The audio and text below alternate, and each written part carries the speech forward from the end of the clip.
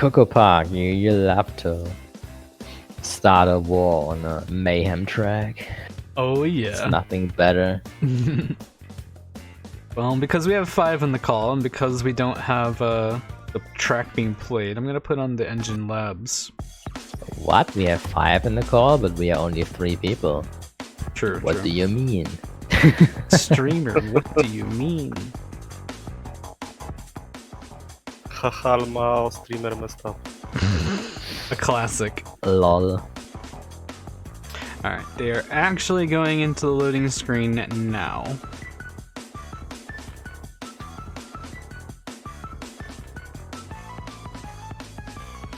Which means we really played Engine Lab soundtrack for about 30 seconds. Sad face. Engine Lab soundtrack on Coco Park, let's go. True. Alright, I'm gonna have to sync everything up. Thank you, Faye, for the wide peepo happies.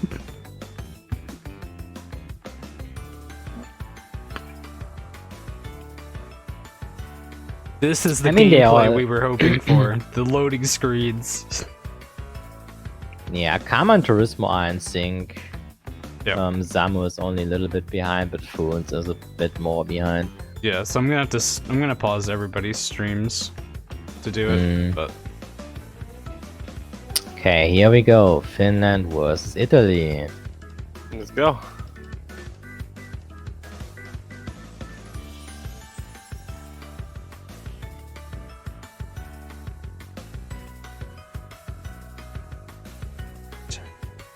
and the last one. Okay, those are synced. Okay. Okay, so right off the bat, we see that Oxide, I think, has broken away. I think Oxide plays the stand. Is it Dark Rush? Yes, Oxide plays Cortex. Yeah. Ah, Oxide plays Cortex. Okay, okay. I was kind of expecting to be the Ninja Panda. Yeah, you can see the Oxide on Foons' stream right now. Oh yeah. Right. Oxide is clearing everyone with the mask. It seems like he's going more for items, which is a pretty good move. Foons goes for the squish onto Oxide with the super engine plus the mask. Yeah, with Dark Crash having broken away on first place and Karma sitting in second with a green shield, he can just basically juice up that shield and then he can safely hold onto second place, which would already be a guaranteed win. They don't need anything else really. But of course, any position that they can get is going to be an advantage later on, of course. So yeah, it all depends on kind of if Turismo can hold onto third place, but you almost get sniped. Almost a snipe there. It was a good attempt. Currently, Italy holding the 1-2-3. Yeah, Turismo in third place has the highest chance to roll shields, which is advantageous, but he can basically back missile Foons if he does it right. He's going for the back missile right now, but Foons rolls a shield. Rolls a clutch shield. Neither of them having any Wumpa is kind of a mistake in my opinion. Now, Foons with the missile. This is not even targeting. Yeah, no, it didn't even come close. I think they need Wumpa for it to be remotely useful. Yeah. But this is a really strong finish from Italy on Coco Park, where they have historically underperformed a little bit. But this is a fantastic start, to be honest. Yep. I guess a lot of work here was done by Oxide, because we've seen that Oxide basically has played the role of a tank through the entire match. He's been hanging around the ladder positions. And he's taken out some players at the beginning, so yeah, that definitely showed off. It was a good showing from Italy there. Okay. Get started on the scores. I'll have to add in Oxide. Plus 13 in Coco Park for Italy is a really great result. Yeah. Then it's unexpected, because I would have definitely given the edge to Finland on that track. And I think most people would probably have. Yeah, I definitely would have. Yeah, I don't know. Maybe Oxide thought that he should play the red beak Cortex skin, and I don't know.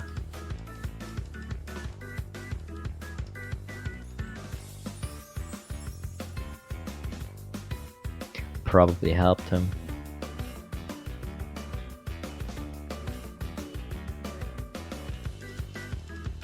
Yeah, but I mean, if you play the first track, you don't want to be 13 points behind after only one race. I speak from experience because Germany also was 13 points behind after one race. So yeah, you don't want to be in that position.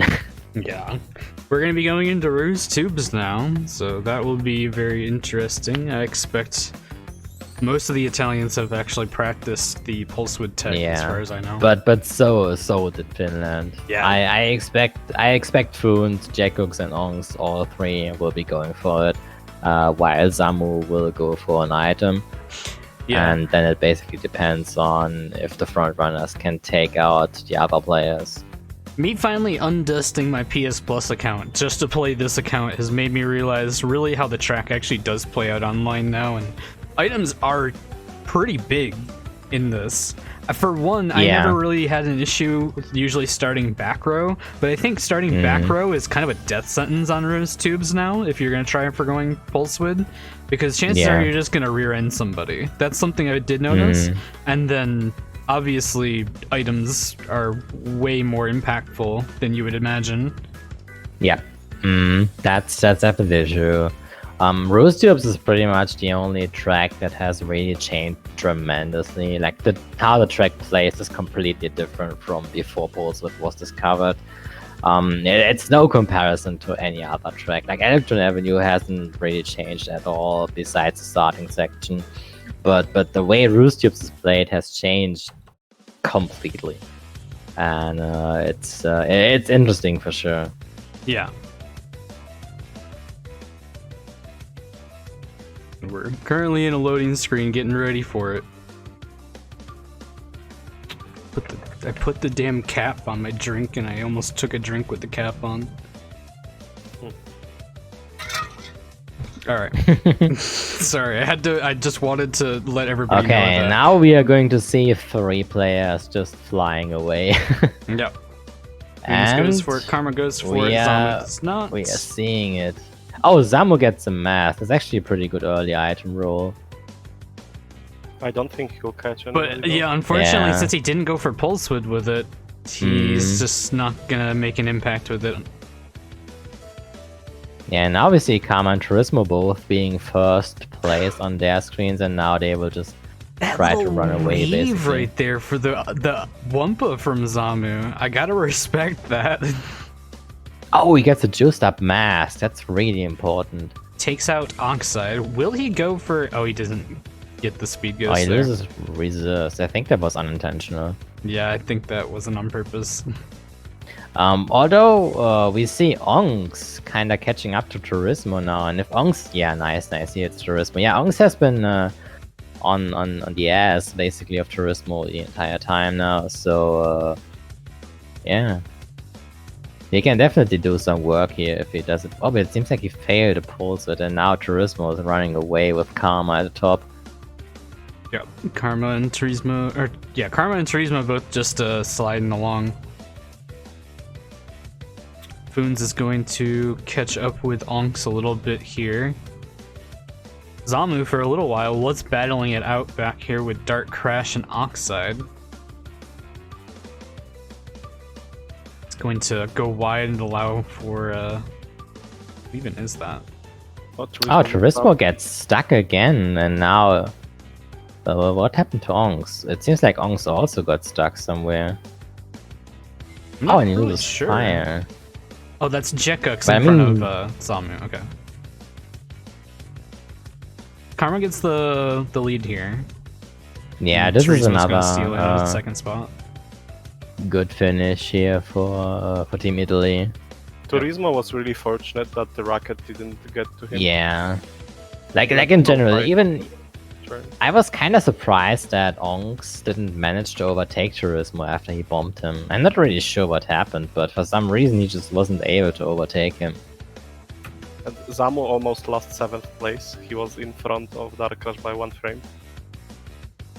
Zamu, I don't know if Zamu's never practiced Pulse Width or what, but I think that was kind of the big problem there, is like he can't even do item plays since he's not going fast enough to catch up with them. Yeah, but I don't think everyone necessarily needs to go for it because I feel like there's instances where they have to, though, if they want to make an impact. Yeah. It's not like in every single lap they need true. to. Yeah, but the thing is usually let's say you have 3 people attempting pole switch from the enemy team and then 3 people attempting pole switch from your team, then it basically all depends on can your teammates take the enemy players out, and then you can just sweep them after they've been taken out, basically. Ideally, of course, it doesn't always work like that in practice, but that's what a general strategy would be based around. Yeah. Right, so updating scores. This should be correct.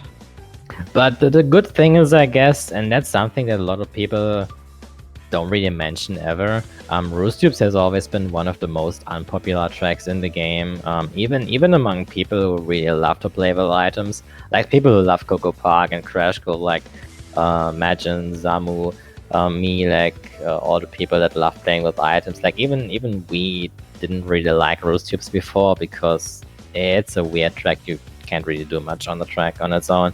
And now after Pulswood has discovered, it's become a popular pick actually, and I feel like it's pretty cool to see a track rise in popularity so much. Yeah, I think it's worth mentioning it just because of how boring it used to be. Yeah, and how, I mean, I don't know. I think some people think that watching Pulsewood is boring, but at the very least, I think it makes some interesting things happen. It's with the track. Basically, Roost Tubes now has that one gimmick that actually makes it worth playing. Yeah. Yeah, right now we're going to see another attempt of Pulsewood, but it will only cover the starting section, and after that... Oh, Charisma actually breaks. Oh, Karma is incredible. Karma gets the big slingshot. Boons is yeah, right behind Karma's him. really... Gets the triple Karma's bomb, really... takes him down. Nice. Yeah, that was a really good move by Foons right there, taking Karma out so early. That was a decent hit. We can see that. Yeah. Yeah, unfortunate for Turismo, he accidentally braked. You could see that, and he lost all the speed immediately. Yep. So now Foons is actually going to get the early lead from what we've seen before. Oh wait, no, Oxide pulls ahead of Foons. What the hell? Oxide is going fast. Holy shit. What the fuck? It now all depends on if Oxide messes up this pulse attack here. Oh wow, that's a really good beaker actually. Yeah. Because that's really tricky to avoid if you're so close behind someone. And Foon's losing all the speed here. Puts him even further behind. On Jacooks. It's kind of unusual. It's kind of unusual for me to see Karma not being in first place in Electron Avenue, but I guess sometimes it just happens. Right. Yeah, but this is a clear top 4 here, and this right there is why I said that Finland is probably going to pick Electron Avenue. They didn't, and now this is the result. So yeah. Well, I don't see them losing top 4 unless they mess up really badly. Yeah. Because they are all great players on Electron Avenue. And they all that 4th and 3rd has a shield. Karma needs to juice it up. Yeah, and they're switching positions so that Karma has a higher chance to roll the shield. Yeah, and Karma blasting through right there, bonks a little bit, but not that it really matters. Crazy. Yeah, so basically, 1st, 3rd, and 4th for Italy has shields. Yeah. And they all have juiced, so... And now blue shield. Wow, that's... So, juicy plus 19. Yeah. I mean, unless top 4... crazy shit happens. Having top 4 and being protected by a blue shield is pretty much ideal. There's nothing better. Yeah. But yeah, I feel like not banning Electron Avenue was a really bad decision by Team Finland. I mean, we can see it here. It's looking really rough. And I think even the power item, they basically need two power items if they want to come back. I feel like Team Finland usually plays pretty well in Electron as well, though, but we're just seeing a lot of really dumb mistakes. I mean, do you pay attention Oxide. to what? Oxide messed up and Kama took his shield away with his own shield. So, Ooh, that could be big. Oh, and we get a collision between Foons and Jekux. That's kind of unfortunate. Foons loses. I mean, if they get a clock now, I mean, if Team Finland gets a clock now, or maybe an orb, they might be able to get at least one position, maybe. Dark but Crush it's got Onyx on 5th with a back bomb. Oh, So the lead is extending. yeah, the lead is definitely noteworthy. Yeah. And this is the one thing that I hate about Electron Avenue. Like, Electron Avenue is a great track visually, and even in terms of gameplay, it's a fantastic track and time trial. It's really fun to play, but if you play it in a war, it has the issue that items just don't do enough on this track. That's Items what I are was not trying to impactful say. enough. Yeah, that's what I was trying to say at the start before Oxide actually overtook Foons, was if he gets away, usually after that, you don't see much movement between places. Because there's just not enough space to make up for time loss. Like, you can get blue fire back everywhere. There's no pad on this track that gives you sacred fire. All pads give you blue fire. We have a 10 Wumpa orb, and Dark Crush got hit on 4th place. Oh, we're actually seeing a position change right there, but unfortunately it's probably not going to affect anyone else, and they are probably going to finish with a top 3 here. At least Onks at the very least is going to break into top 4. Foons is tilting, which this is not what you want to have happen. That is your main front runner right there, and we're only 3 races in. Yeah. He's gonna have to take a breath and get back into the game here, because he is just going way too hard on some of these corners, banging into the walls, and he just needs to chill out a little bit, I think, if he wants to have a chance. Yeah, but I guess he also knows that coming back on this track is it never really happens anywhere, so he probably feels like it doesn't matter what he does because it doesn't change the result at the end. I mean, yeah, they didn't finish top 4, which is fortunate for Finland, although it looked like that. No, it only plus 11 because Dark Crash got last. No. Dark Crash, the positions were desynced in Foons' screen. Foons Oh, was last, and commentators. Jekux was 7th, Oh, and Dark okay. Crash was 6th.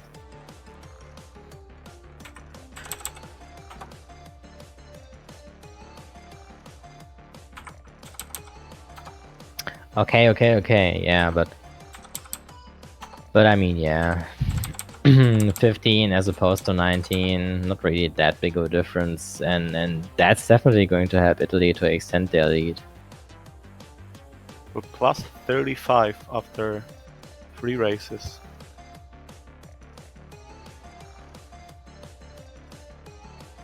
It's a tough place to be mentally, Team Finland right now. Yeah, I mean, Germany has been in the exact same situations. We've lost the first 3 races badly, and then we came back with full force on Coco Park and Crash Cove. It's definitely recoverable, but you need to stay focused. That's really important. There's like still 17 tracks to go, so yeah, it's better to be minus 35 right now than, I don't know, after track 15. Yeah, for sure. And one interesting aspect of 20 tracks is, I don't know if anyone else thinks like that, but I feel like there are some people, when they make a mistake in one race, they are like, oh, it's only one race, we have 19 races left, and then they make a mistake in the next race, and they are like, oh, there's still 18 races left. And then until it's like 5 races left, and you're like, yeah, wait a minute, we're 80 points behind. Yeah, they are kind of in that mindset that there's always enough tracks left, until there aren't enough tracks left. Yeah, it's like, because you tend to be like, oh, there's just so many tracks left. I can do some mistakes. It's no big deal. But you can't stay in that mindset for the entirety of the match. You have to get your act together at some point. Yeah.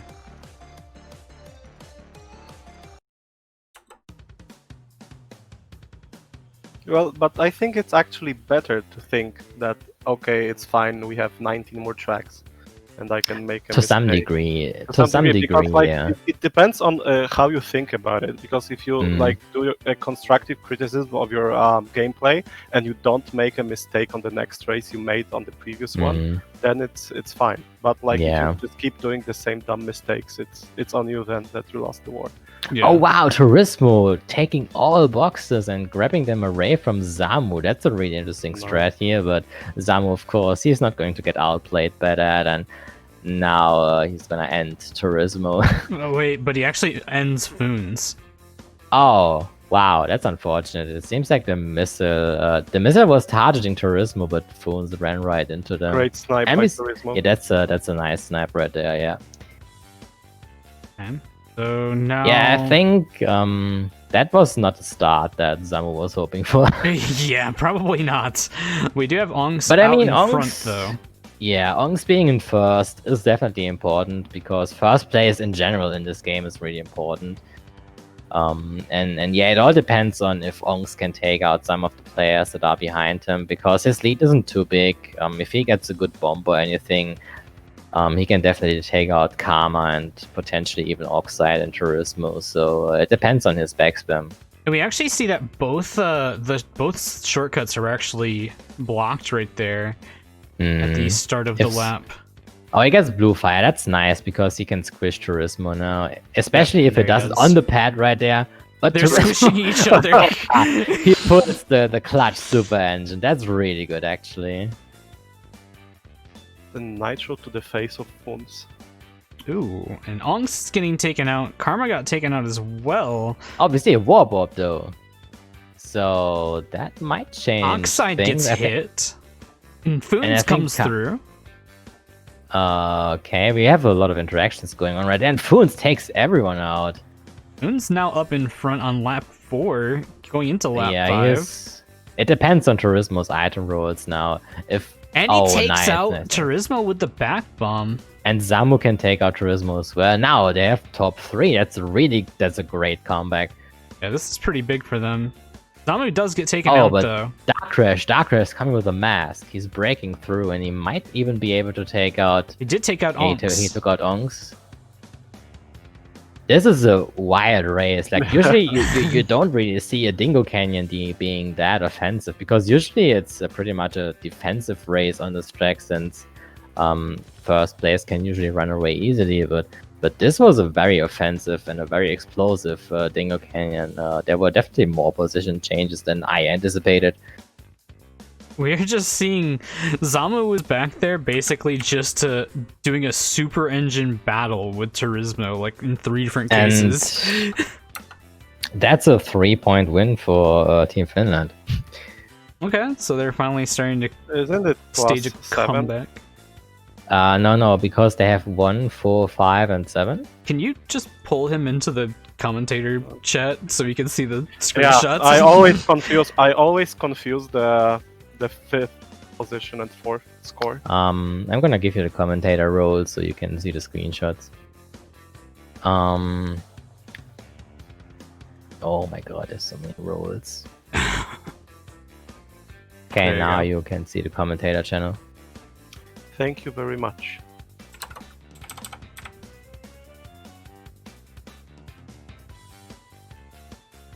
And now you can join this voice chat without needing to be pulled in.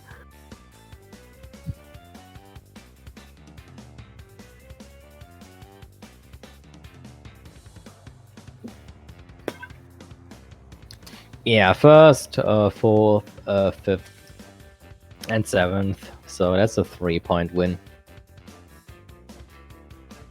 Finland definitely needs some more points if they want to come back, but it's better than losing, of course. So yeah.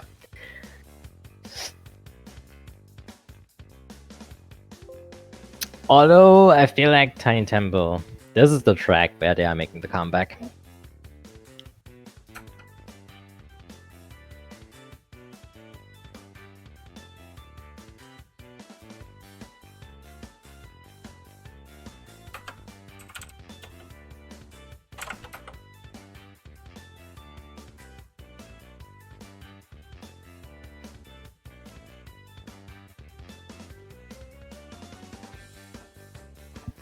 Alrighty, so next track we're gonna get Tiny Temple. Another explosive track. Let's see what we get here.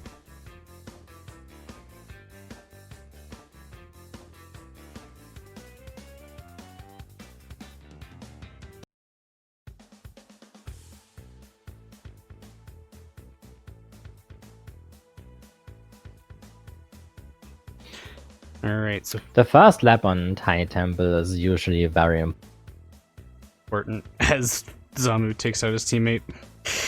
I feel like this is happening a lot right now with Team Finland going for very offensive plays, but ended up taking themselves out. Yeah, and that's something that is worth noting in terms, at least when it comes to the Italian team, is that they don't really do any team kills. They are very aware of each other, and Dark Crash isn't hitting anyone that he doesn't want to hit. Zamu doing slow. Wait, what is Foon? Jukux had a warp orb. But why does Foon's? Why does he jump down? Because you can't do that. You don't People respawn. sometimes forget about it. Yeah. Okay. Not sure, but yeah, but Yeah, I don't know, man. I don't have any words. Foons Pepega. Yeah. This is a play almost on my IQ level. Zamu's gonna be doing his best here to try to take people out, but missiles and such just aren't really doing anything because they're going so fast. Oh, and now Foon's with the warp orb. I mean, the Turismo isn't protected, so yeah, he should definitely fire that orb, even if it hits his own teammate. But yeah. Like, It's coming through.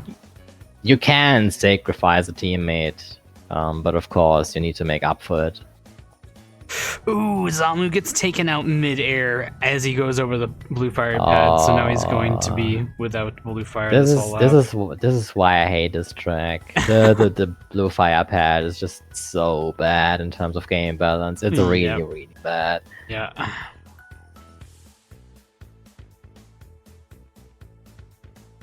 All right. This is looking like a strong top 3 though from Team Finland, from Team Italy again. Oh, and Foons get hits with a decent beak. I'm not sure if there was another warp orb or if it actually went to another lap. Okay, yeah.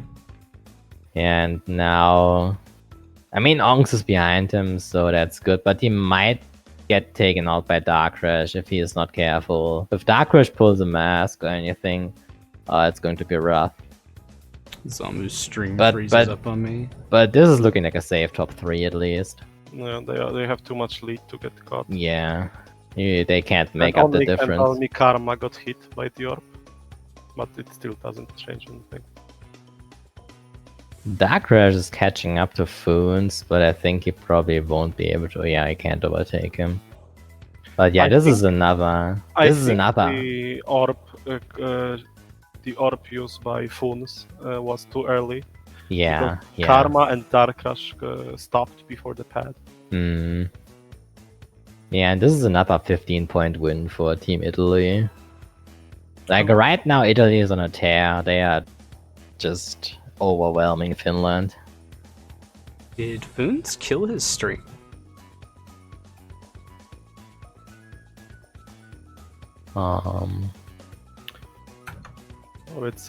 Yes, he did. Okay. We have to use Onks' perspective then.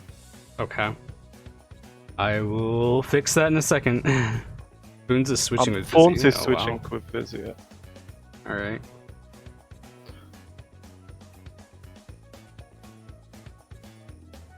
Well, hopefully Foons can gather his thoughts and come back after the next break.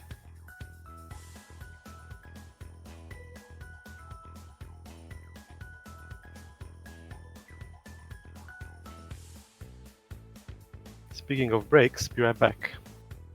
Yeah, we have our first break now. But yeah.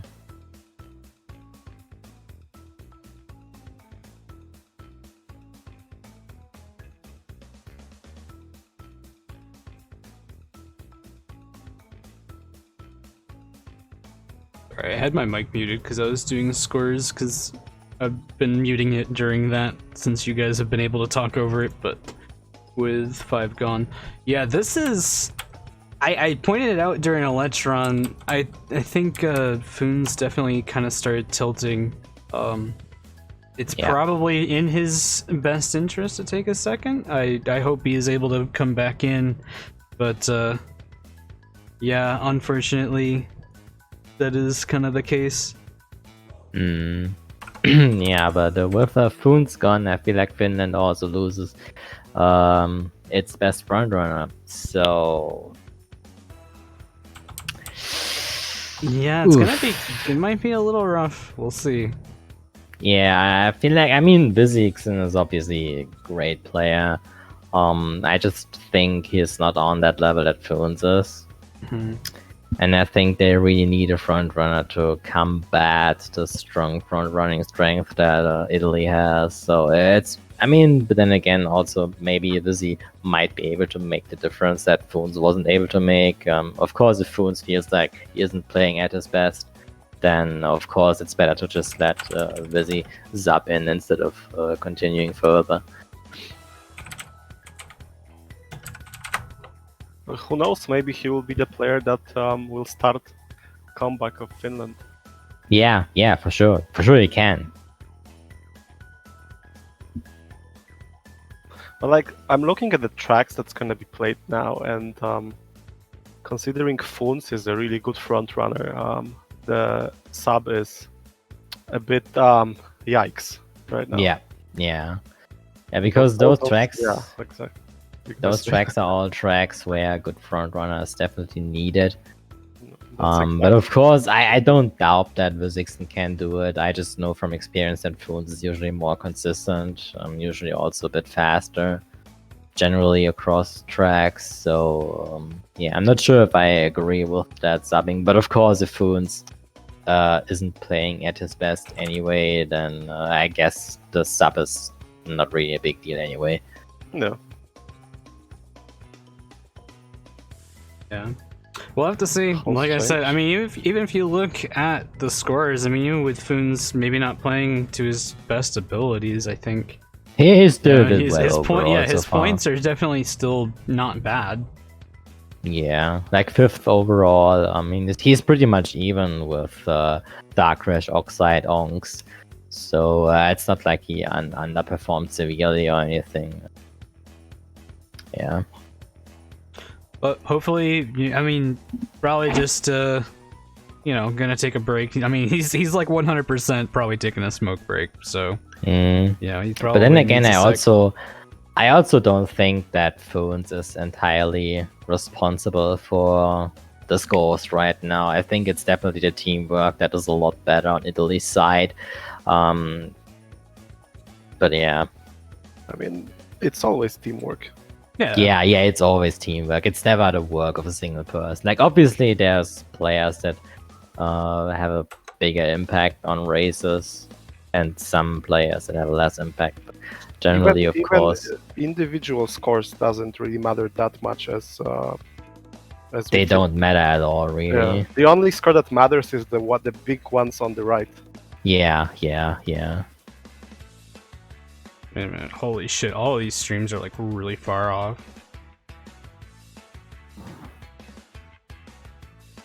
Zamu's, I know, is really far off because he, I'll have to fix his in a second. Just focus on... God, kill me.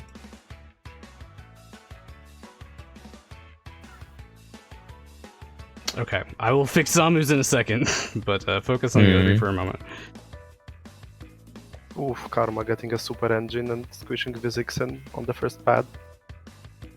So I can see him going uninterrupted until the end of the race. Yeah, if the Italian players manage to run away here, which they almost already do, they can basically hold on to that lead for free, basically. And we see an orb that early on, after not even 40 seconds. I didn't even know that was possible. I think you needed to wait at least 40 seconds for an orb. Okay. But I mean, yeah, seeing an orb so early on, thing, but it hasn't really changed anything besides giving Karma a free first place. Yeah. So I definitely question the orb usage here, Bill. You know, there's a very low chance Karma loses first place here. Yeah, and the thing is, first place is such an important position because if your team has first place, then you can't lose by more than 7 points. Right. So the first place is really, really important.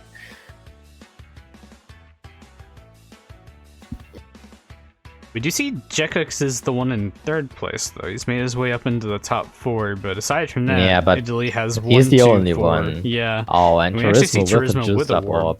Yeah. Yeah, Finland is pretty much unprotected right now, so if he just fires the orb, Karma won't really lose anything. I guess he probably won't to get hit by the orb after the shortcut. And we saw Onyx getting hit by a bug bomb. By Dark Crash. Oh, and now Dark Crash getting comboed badly. Gonna get hit by Onyx also. Yep. Yeah, now that Karma has a shield, we will see Here's the warp orb right now. Yeah, that's a pretty good move right there. Although I don't think Karma necessarily needed that shield, but of course it's always a good safety measure. And now Onx is getting comboed down into 8th place. Yeah, I think top 2 is pretty much safe. Yeah, it is. I'm pretty for sure that unless Oxide fails the shortcut or something, we won't see any position changes anymore right there. So this is going to be another win for Team Italy. The only question is how big is the win going to be? Because we see Onx in 8th place, which means Italy has at least 6th and 7th. Yeah, I think they have 3, 4, 5. Oh wait, maybe Zamu loses a position here. He got squished by the barrel. Yeah, he will No, probably he's drop fine. down to Vizixen, but nothing else is going really. Yeah, looks like they go 3, 4, 5, 8 for Team Finland. And that's basically 6 and 7 for Team Italy, which is that's a 9-point win. No, 7-point win. I think I'm out of sync on the Discord. I don't know how is that possible. I don't know how that's possible either. I don't know how that's possible. Oh, because I'm watching on Twitch. Okay. That's not. Oh just- wow! Right. Yeah, this is why we do screen sharing. Yeah. I switched because I wanted to read chat, but I forgot to switch back. Oh yeah, you can actually just do the pop-out chat if you want to as well. But normally we don't address chat too much, so we can focus on the game at hand.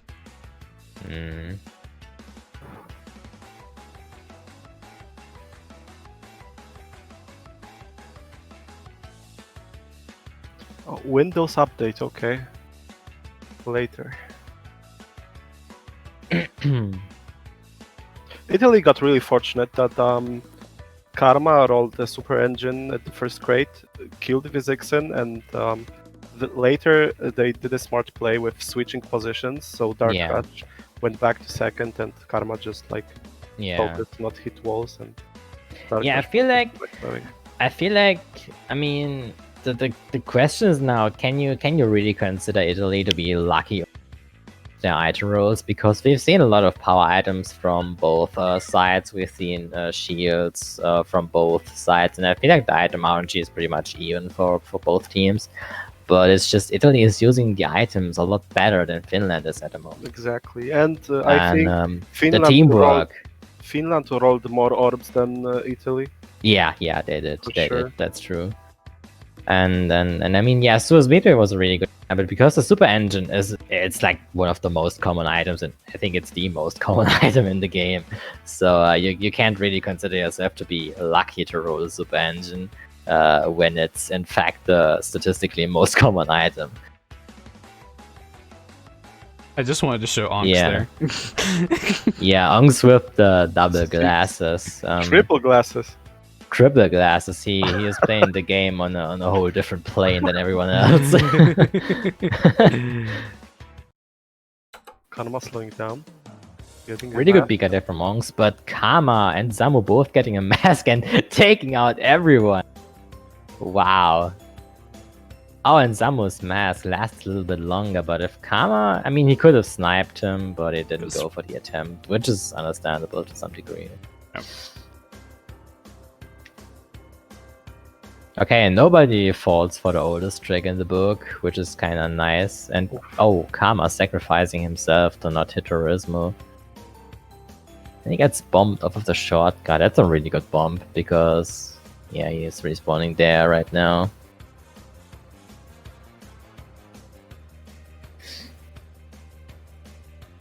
This is a dangerous position for Turismo. Because Clockwork Wumpa, being the narrow track that it is, always... Oh, okay, Zamu has a blue shield, so Turismo knows he's not going to be seeing any backspam, which is pretty cool for Turismo.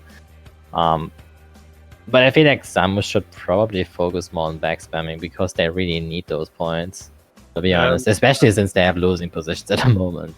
And Turismo is gonna... Oh, never mind. Nice. Never mind. Okay, that big guy has been there since the last lap, actually.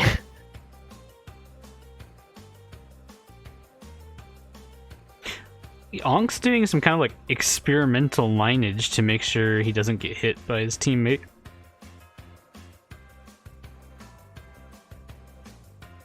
Of the 7th and 8th position, Vizzy loses fire, it looks like, so now Onks is taking him back over. Yeah, I mean, I guess it's kind of cool that they have first place, which means they can at least reduce the damage to at most 7 points. But then again, these are not winning positions at the moment, so yeah. I feel like Oxide can catch Zamu by outlaning him. Probably difficult. He's like 2 seconds behind. They only and have 2 laps to do it as well. Yeah, and there's only 1 left. I don't think Oxide can still outline Zamu unless Zamu takes like some extra safe lines. But even if Zamu is protected, so. The real question is if Zamu is going to try to slow down, maybe take a risk and go for a hit. No, I don't think so. I don't because think so there's either, 3 but, Italian players behind him. He will just end up losing a position if he goes for it. So he's probably just going to take the first place and then call it a day. Yeah. I feel like he should have backspammed a lot more. That's what I was gonna on. say at the very least. Like he's yeah, going now to... he's backspamming, but it's just way too late. Yeah, this is another win for Italy. Like the backspam just can't. I know Zamu probably wanted to play it safe in the case they get a power item, but yeah, backspam at lap 5 isn't really going to do anything on that point. Yeah, this is another win. I mean, at least it's only 1 point, but it's still not a win for Team Finland, sadly.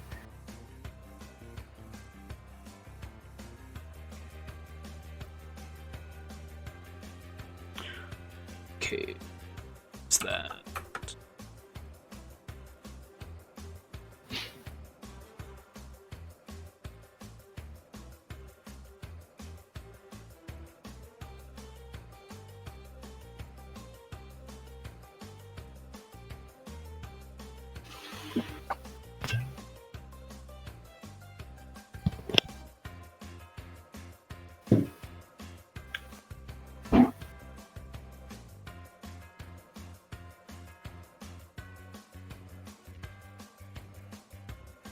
I have to say I'm pretty surprised about the standings as they are right now, because I have given the slight edge to Finland overall, just based on the playstyle, because I felt like the item-heavy playstyle that Finland has counters the front-heavy playstyle that Italy has, and I felt like Finland would be a pretty good counter to Italy.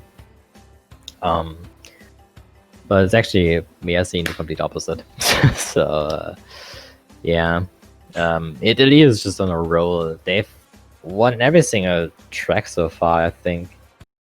Did they? No. They lost Dingo Canyon. Dingo Canyon, but they only lost by like a couple points. Yeah, they lost Dingo Canyon. Yeah, they lost Dingo Canyon. Okay, but they won 6 out of 7 tracks, so that's nothing to shrug off. So So we're going into a loading screen now for Prehistoric Playground. I mean, I really just don't want to see a complete blowout, which is what this is starting to look like. I mean, anything can happen at this point, but man, this is a really big lead.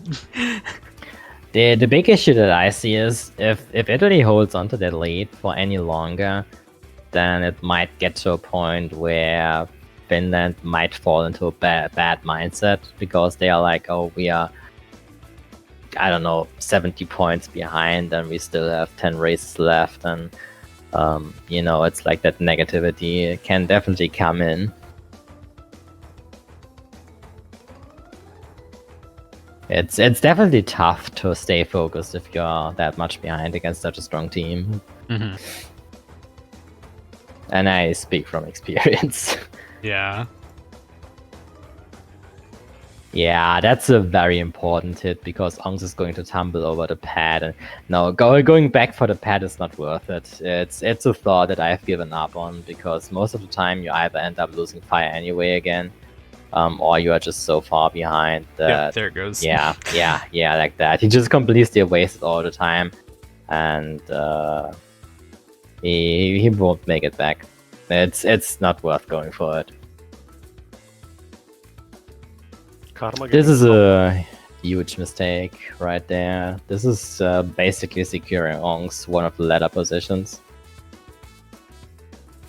Someone might be able to get a snipe onto Oxide here. Not quite. If close. Why, you almost sniped him through the ground. That was kind of close. That would have been insane if that had worked, but I think he could still Beaker snipe him technically. He almost does. Yeah.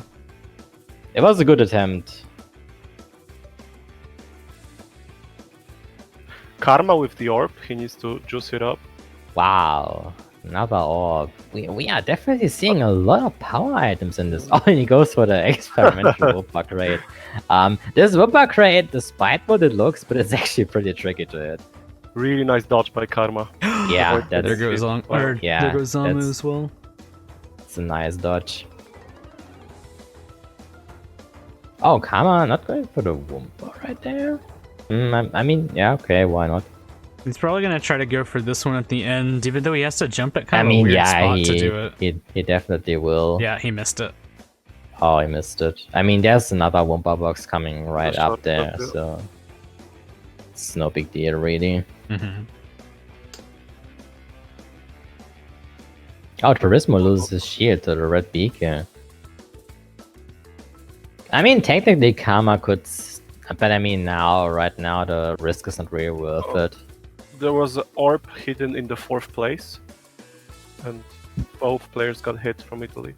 No, only Oxide got hit, sorry. Oh, okay. Yeah, Oxide got hit, and Oxide's getting comboed right now, which is pretty nice. Onk's going for some back missiles to keep Karma back there. Only he did actually get the Wumpa there. I was gonna say. Yeah, but I mean he still has the orb, but I think right now they should pretty much go for the orb. Yeah, but I was mentioning it just because it took so long for Karma to get 10 Wumpa. I didn't know how long it would take for him to get it back. Yeah, but I mean Dark Rush is so far ahead, and Finland has winning position. So if Italy wants to win that race, they should definitely use the orbs. Yeah, there we go. Yeah. Nice orb, and gets the combo. Wow, this is super rough for Ongs now. Yeah, Ongs is not having a good time with this race. He's basically guaranteed last now. Yep. On the other hand, we see Turismo breaking again into top 4. This was a very nice roll. And Dark Crash getting taken down. Zamu might actually be able to secure a first place here. Oh, how did... The orb actually hit, I think that was Oxide or Turismo? Or no, it was Dark Crash. Dark Crash has been in first the whole time. The orb hit him, but it didn't hit Zamu. Oh, but it's kind of surprising. Or either that or it hit Zamu at a spot where he was able to recover really quickly, I guess. But yeah. Nah, it's probably a little bit mistimed, I guess. Yeah. So Zamu's actually going to secure the first place here. Jekux gets I second mean, yeah, place. it's- This is actually a win for Team Finland. Yeah, that's a nice comeback at least. And yeah, because they that's get a 1, pretty- 2, 4, 8.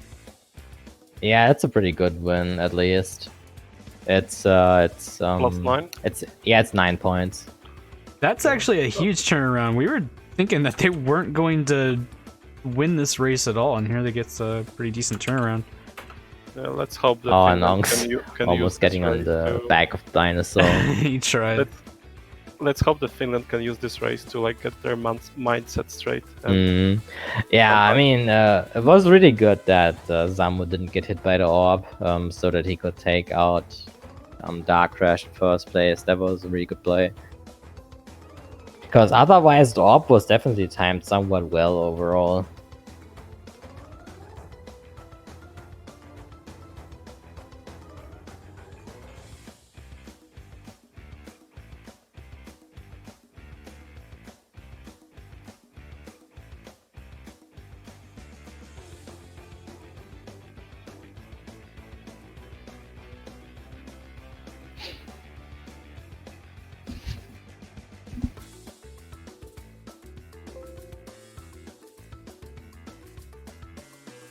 Alright, there you go. There's the updated scores.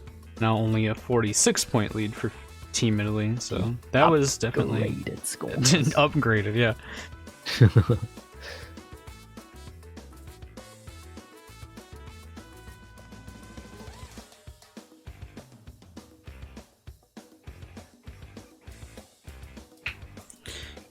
Alright, so we're gonna go into Megamix Mania next.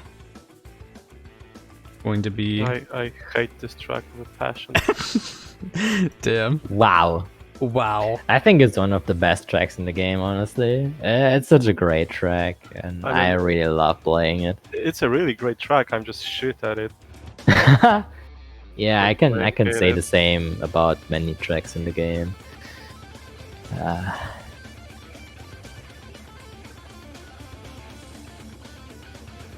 But we are nearing the end of the first half. I mean, let's hope that Finland can cut down the lead to at least like 30 points. And That would be nice. that would be really nice for them. Yeah, if they could, I mean, ideally they don't want to be more than probably around 20 points behind. Obviously, it's unrealistic that the score is going to go that low, but yeah, At least early they really on. need to. Yeah, at least early on. Oh, and Onks with a shield gets a decent hit on Oxide. That's so frustrating to see if you're hitting someone and it turns out to be a decent hit. Does that really only happen? I think that really only happens with shields, right? No, it can happen with every item. It can Oh, happen okay. with missiles, with bombs. Yeah, that's really annoying. Now the question is, are we going to see it TNT? Oh, Zamu falls down. Or did he get hit? Nice I'm hit not by sure. Karma on Jack Hooks, and they have top 3 with Oh, a and big Ong's lead losing right now. fire. That's so unfortunate. And he's gonna get yeah, he's gonna get comboed now. Yep. That's huge because that's a top 4 for Team Italy. And Yep. look at the lead they have. Yeah, I mean Turismo. Turismo's the really verge of getting- close. Yeah. Yeah, he needs to go really fast now. But if he rolls, yeah, and he There he gets goes. comboed by the Zixon, so that's at least a nice position change. But it's of course still far from what they want because Italy has top 3.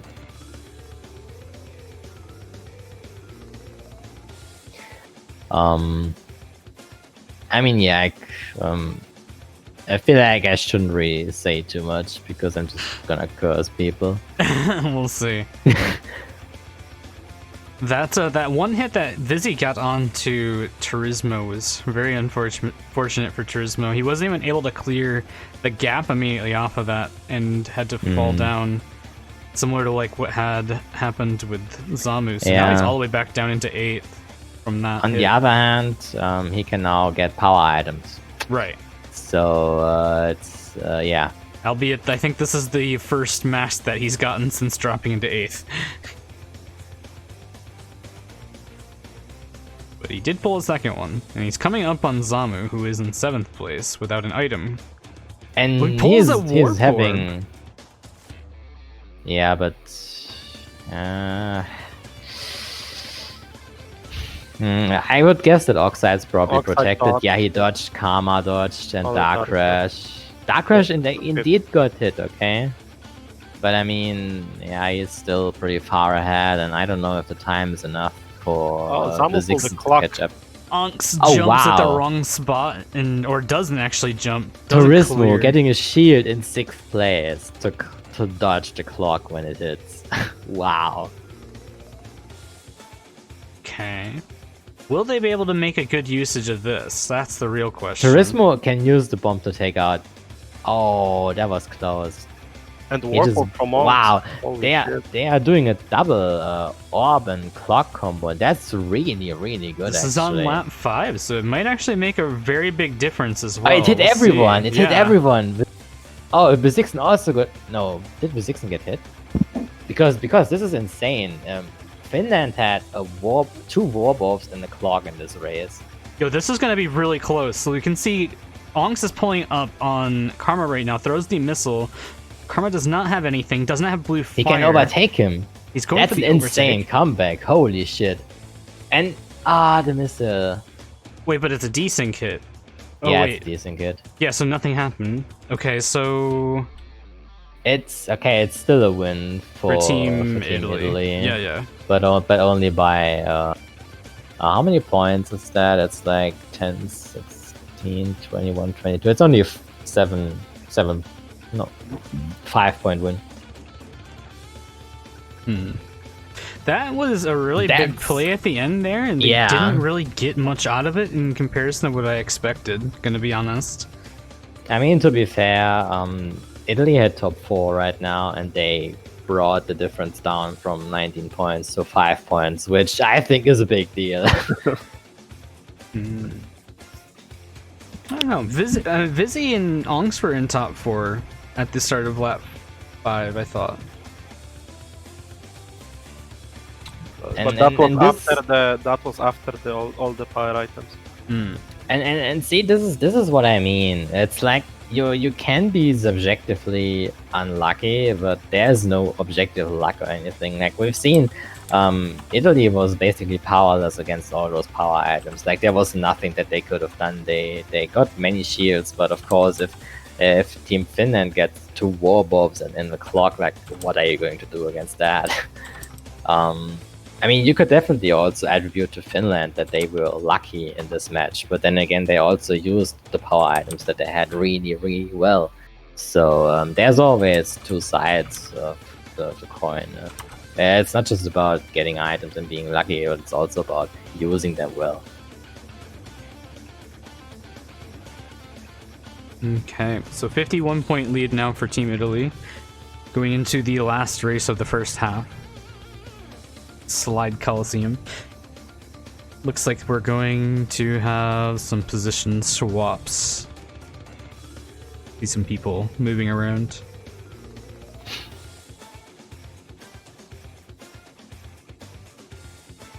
The point difference right there is a bit concerning from the perspective of Team Finland, of course, because going into the second half of the match with a point difference of 51,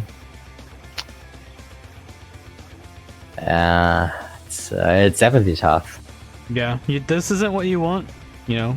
No, you no, don't no, want this to is be not what you 50 want. points behind in general. Yeah. I mean, I was pretty refreshed when Germany, like after the first half, we only had like an 8 points difference, which is basically nothing.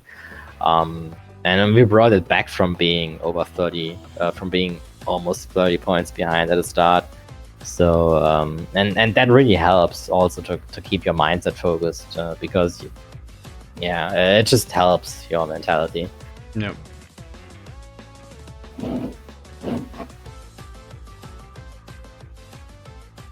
Slide Coliseum. Karma is going to win. I mean, very possible. Yeah. It's a very good start. Onks is right next to him. Tire jump. Oh, he gets the slow cut, and Turismo gets taken out. Did Turismo get taken out by Karma? No. Nope, by Vizixen. Vizixen is closely behind Karma, so the question is, if Karma now gets a good item, or if Vizixen gets a good item, he gets a missile. That's very important. Oh, but nice dodge from Karma, nice dodge. Zamu on third with 3 missiles. Probably Vizixen's gonna let him go first, so... Does he have infinite reserves as well? Yeah, he does. Yeah, he's gonna be able to actually catch up really easily right now. Does he have... No, he doesn't have Sacred Fire. He does not have Sacred Fire. Okay. Hit, definitely. Oh, he can take out Karma with 3 missiles. That's super important. Holy shit, alright. And we get 3 people passing up Karma right now. Onks is still trailing in last with the super engine. Oh, Zamu snipes the crate while passing the tires. And places the beaker in the crate, that's very important. Let's see here. See if Onks kind of goes wide for some Wumpa here, which he's going to, but Jekux takes the box from him. I'm not sure if I feel like that was kind of a miscommunication, because that box is way out of the way. You definitely don't want multiple people having to go that far back. Ooh. Oh, and he hits a red beaker at the same time as getting missiled and rerolls to a different item. Sacred Fire. Yeah. Going to take down Dark Crash, though, as he rides past with the shield. Meanwhile, Zamu's still way out in front. We have Oxide actually in second place, battling with, I believe that's Vizixen. Vizixen takes him down, though. Oh wow, that was really close. Oxide was about to overtake Vizixen. They are definitely on the verge of making a comeback if something is to happen. Ah, losing fire there. Yeah, okay, now top 2 is again pretty much safe. Yeah. Onks pulling Juiced Up's Juice Super Engine really important actually on this track, I would say. Yeah, on this track is actually a pretty good item.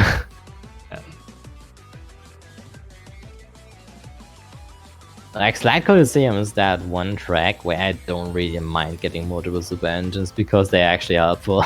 Yeah. Actually, yeah, Busy takes the top spot, Zamu takes number 2 spot. That's a win. Jekux and Dark Crash battling back there. Dark Crash does end up taking the 5th spot over Jekux, though. And Onks is vibing. Well, it was really unfortunate that Jekux took the Wumpa from Onks. Because if not, he wouldn't have hit the red beaker as well. Yeah, because the Wumpa was planted. Yeah. Yeah. I mean, that race, they got 5 points from that race. It's not too much, but it's something, I guess. I feel like I probably jinxed Karma by saying he's going to win. Yeah. I have that ability.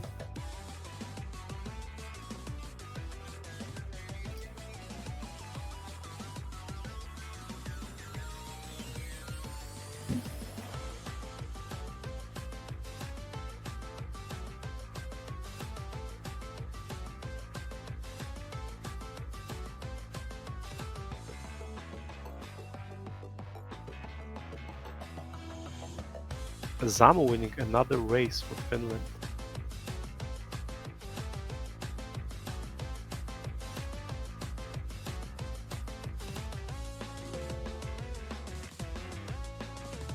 Oh no, Vizixen won.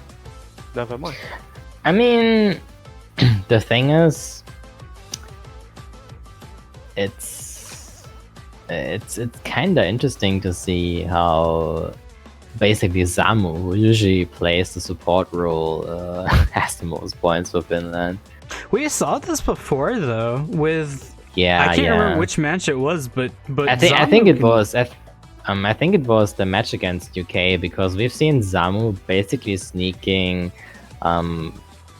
like steadily to the top, where he took out player after player until he was eventually first. I think it was the match against UK where Zamu really took out everyone in his path and eventually ended up being first place.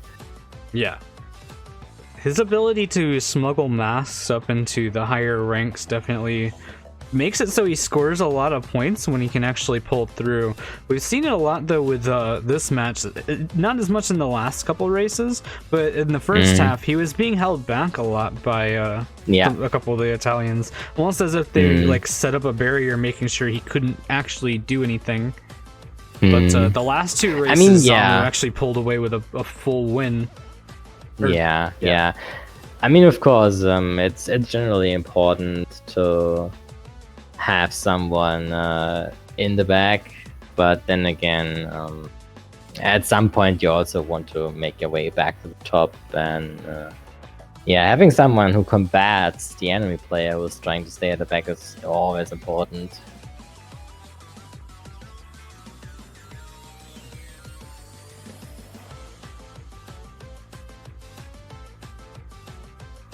Yeah, I'm not sure what we're gonna have coming up after this halftime.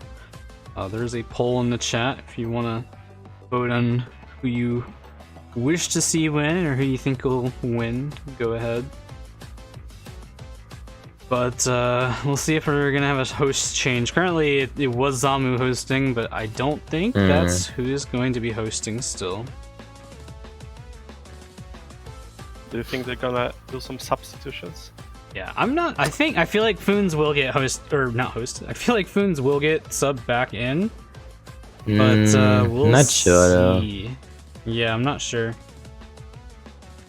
I mean, if you look at the scores, Vizixna has pretty much performed the same as Foons actually. There's no real difference, I feel like. Overall nothing has really changed. I feel like Vizixna has played pretty much as well as Foons did. I don't think Foons played bad or anything. Just to mention it, I don't think Foons played bad or anything. And I feel like Vizixna is pretty much just taking his spot, but nothing has really changed. Or do you think something did change? Because I feel like nothing did. But if maybe you want my input is that maybe Jekux gets subbed out for Foons. But that's my take. Just looking at the scores themselves, the combination of both Foons and Vizzy, adding up to 47. So I don't think it's any particular player that has played bad. I think Jekux. I mean, it's not. Yeah, no. Obviously, I'm not trying to say that Jekux is playing badly. Yeah, I know what you mean. I'm just saying that the points aren't really conclusive of anything. Like, for example, Onks has pretty much as many points as Jekux has, but we've seen Onks making some really good plays. Of course, he got comboed by power items and stuff, so just looking at the points doesn't always tell you everything. It's really difficult to say. Also, Onks made some driving errors on some tracks. Yeah, he did for sure. Especially what comes to my mind is Prehistoric Playground, where he hit the wall in lap 1 after going back for the STP. Megamix not jumping on the shortcut. Yeah, and Megamix Mania, he also lost fire in lap 1, I think, by hitting the invisible wall after the turbo pad where the Wumpa crate is down in the canyon. Now let's see. But overall, I'm really interested what Finland's gonna do.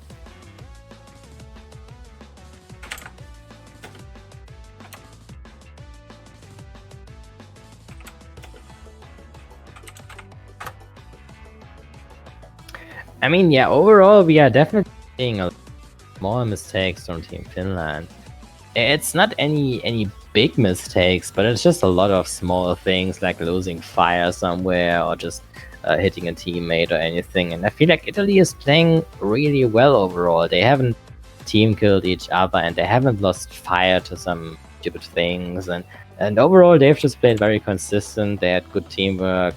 I guess probably also great communication. Obviously, I can't judge it because I don't speak Italian. But considering how they've played so far, I would assume that their communication is great. Yeah, and also, like you said that the Team Finland did some small mistakes, and you don't really. I mean, small mistake is enough for Team Italy to to exploit it. Yeah. Because they are so Basically, good. CTR is that type of game where one small mistake makes the difference between top 4 and bottom 4, And basically. especially on that level that we are seeing. Yeah. Like nowadays, especially nowadays, where people have really improved with their item plays. Like nowadays, you really need to play perfect, or you end up in last place. It feels like obviously that's a bit of an exaggeration, but most of the time it can be really like that. Where if you do a small mistake, like for example, you scratch a wall, you lose fire, and then you end up getting comboed until you are last place.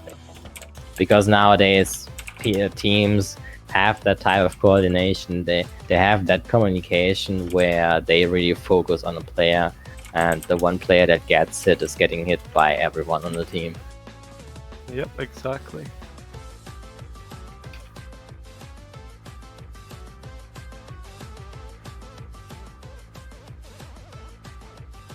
And it's really nice to see how the community as a whole improved in the team play. Yeah.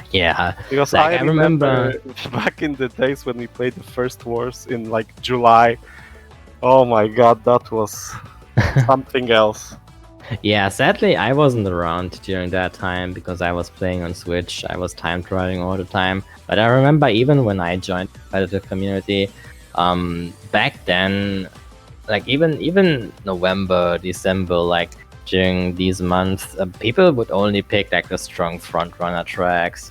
And I personally, I was a big fan of deep sea driving and Thunderstruck and all those tracks where you can just run away. Oh, we got no And then now DSD. I just realized that. That's nobody likes DSD. Damn. The thing is, back then I really liked DSD because people were bad at DSD. Pretty much everyone would hit the blades all the time, and nowadays people have gotten so good.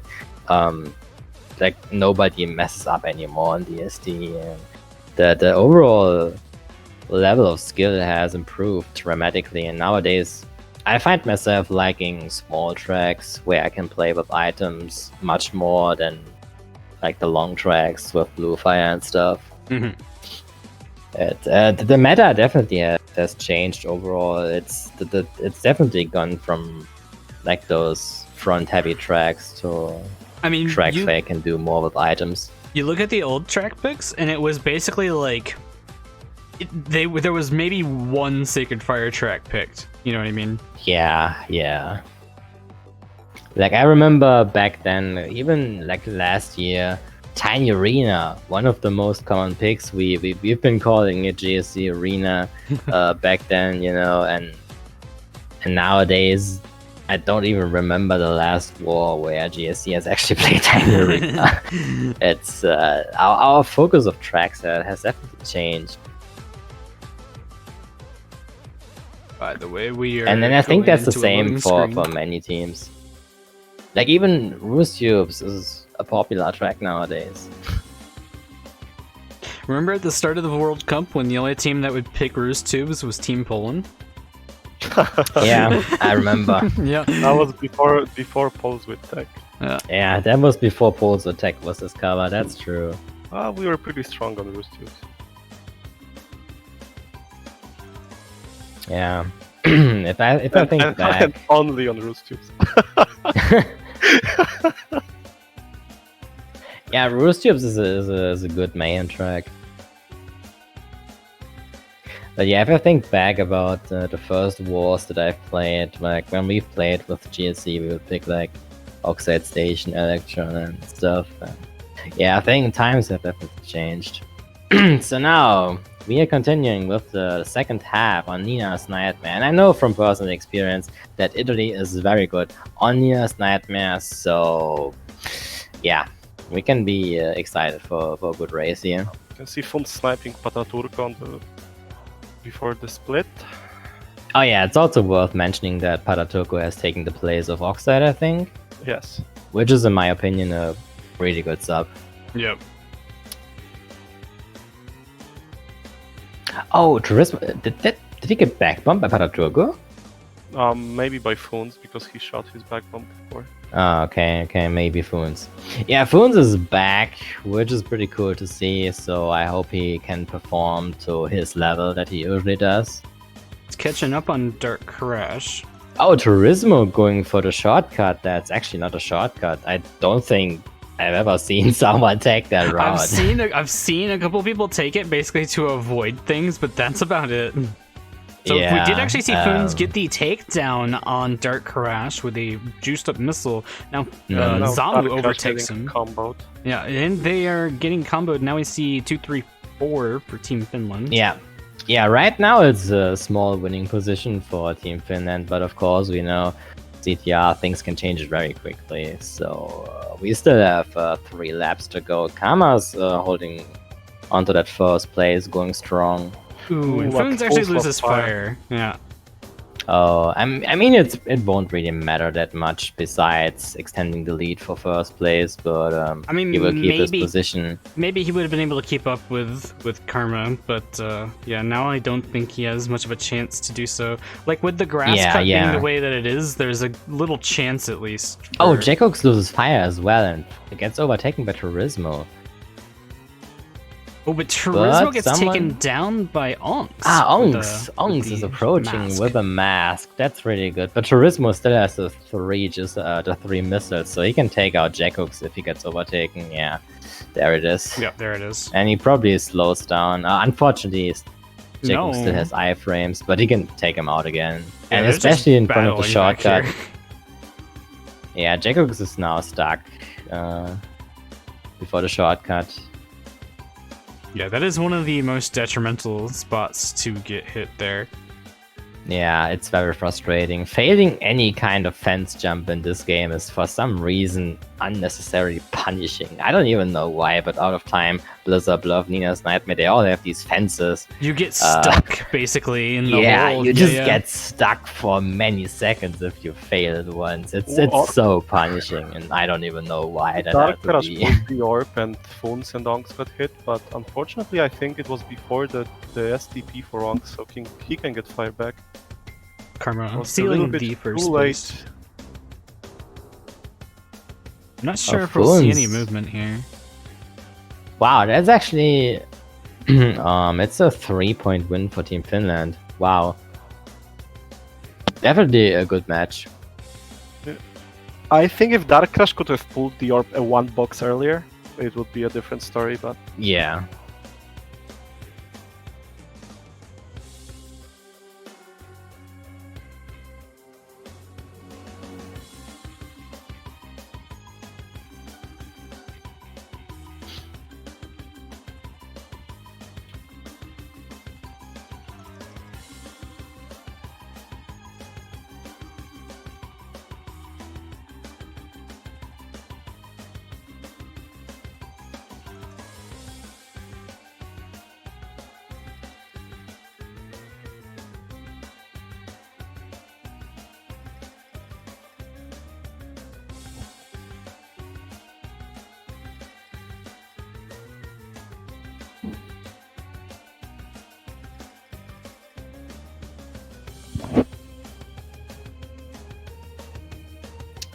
But slowly Finland creeping up.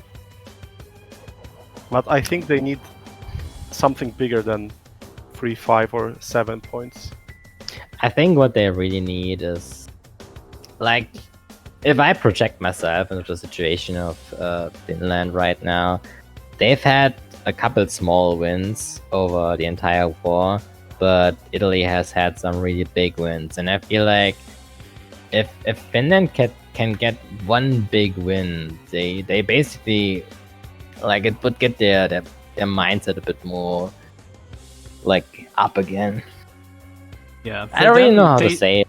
They still need to get like 2 top 4s just to even come back and get it even, though. That's the thing. Yeah, and even then they will still be behind by a couple points. Yep. But I feel like having one get them the motivation that they need, basically, to see that they because for them it would be reassuring to see, okay, we can beat Italy by 15 points, for example, because so far they haven't really demonstrated that, because they've lost badly on some tracks and the wins that they had were small for the most part.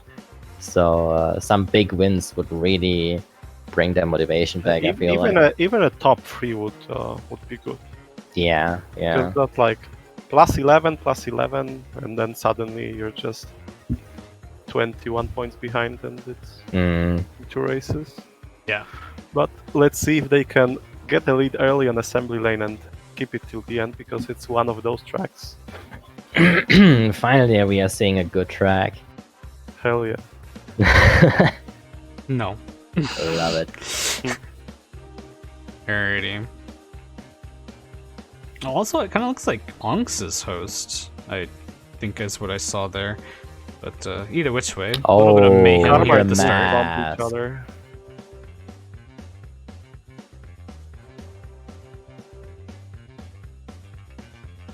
Oh, he didn't hit anyone with the mask. A blue shield in lap 1 after only 25 seconds. Wow. Not sure if it's really that useful, considering that Patatuku is first and Zamu basically has to catch up to Patatuku. But then again, also Karma is on his ass, and if Karma rolls an appropriate item, he can take out Zamu already. So he really needs to be careful. Yep. But then again, what was he that lost bomb? fire and he messed up the bomb there. Yeah. That was a choke. Like, he completely choked that. He should have waited until he's on the straight sector, because that bomb had no way of hitting Karma. Yeah. I think he was too greedy there. Finland does have infinite reserves though, and that is pretty nice. I mean, Karma and Patatuku are just running away now, and if they keep those positions, they will win the match. So. Yeah, it's not looking good for Finland right now. But Foon's just, especially, he's already up there with passing up Zamu, so he might be able to catch up with Karma. We'll see. It's a big possibility. I mean, Assembly Lane is a simple track overall. Foons would take some really... Oh, the orb coming. That's gonna take out...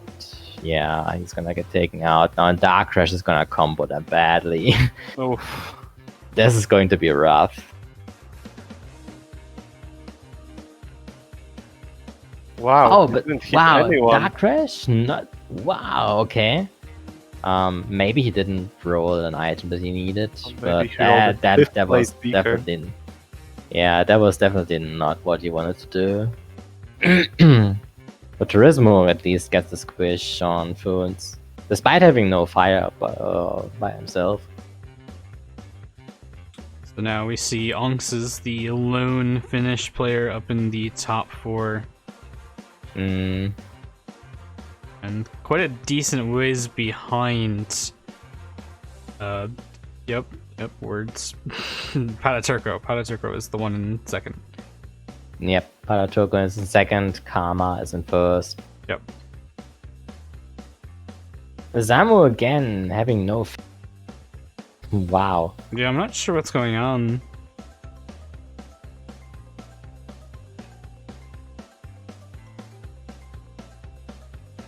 Currently winning positions for Team Italy, and Onks is falling further behind. Positions.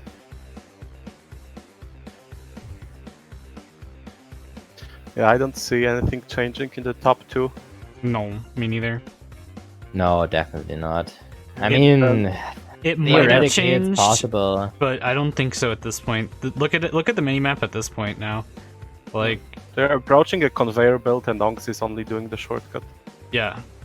So even if they get hit, they will finish no problem. Oh, Dark Crash took out Jack Cooks, and he is unable to be reached by Zamu's missiles. So if they can hold on to these positions, I mean, the mask that Zamu has, he needs to roll another mask if he wants to catch up to Dark Crash, and he loses fire anyways. Yeah, now it's game.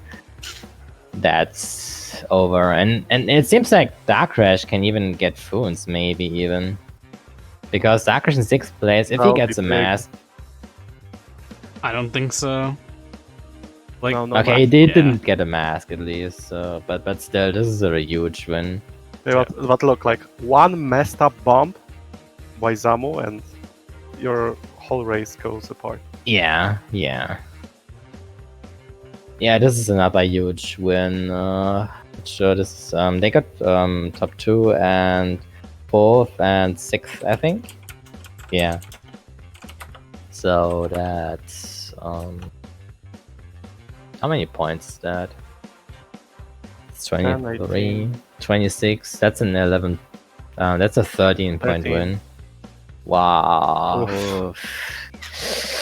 Yeah, this is rough. That is very rough for Team Finland. Only 8 Because races left. Right now time is kind of running away from them because they are now 56 points behind and they have only 8 races left. So on average, they need 7 points per race, and 7 points is top 2 plus 6 and 7.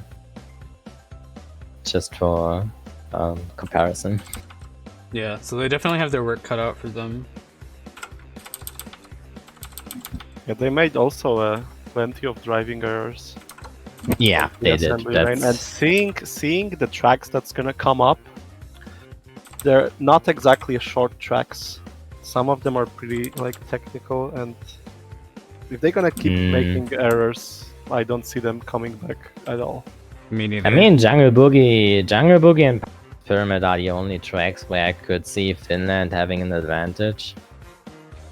But that's really it. I mean, maybe Mystery Caves, but I don't see any other track being an advantage for Finland.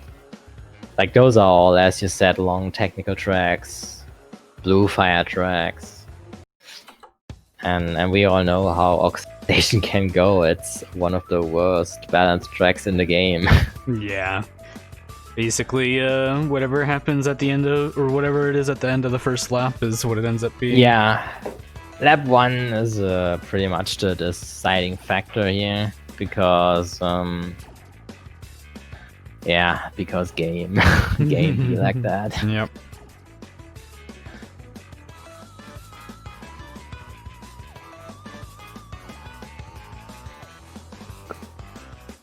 Okay, Karma getting taken out there at the start. Foon's gonna get a little bit of a breakaway. Big question is how much. I really hope we don't see an orb already in lap 1, because it's always the most frustrating thing ever if someone rolls an orb already in lap 1 and takes out everyone who passed STP. Yeah, it happens so often too.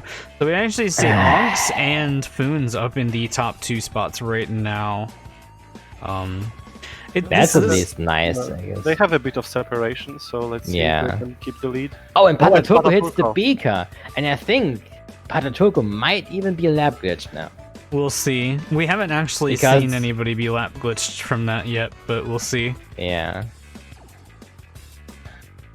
Finland just needs to hold fire on the top 2 positions and they're roll top shield 4 right now.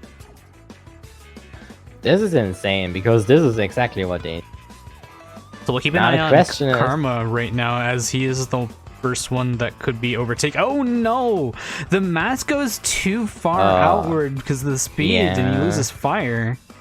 Yeah. That's the one no big one issue. From Italy have fire right now. Yeah, nobody has fire. This is insane. This is gonna give Italy the chance to come back here. They'll still be really far behind, even if they get top 4 here, but it at least stages the comeback for them. I mean, the good thing is the distance between top 4 and the rest is pretty huge. But the bad thing is also Italy now has all of the power items. two spots that can roll power items.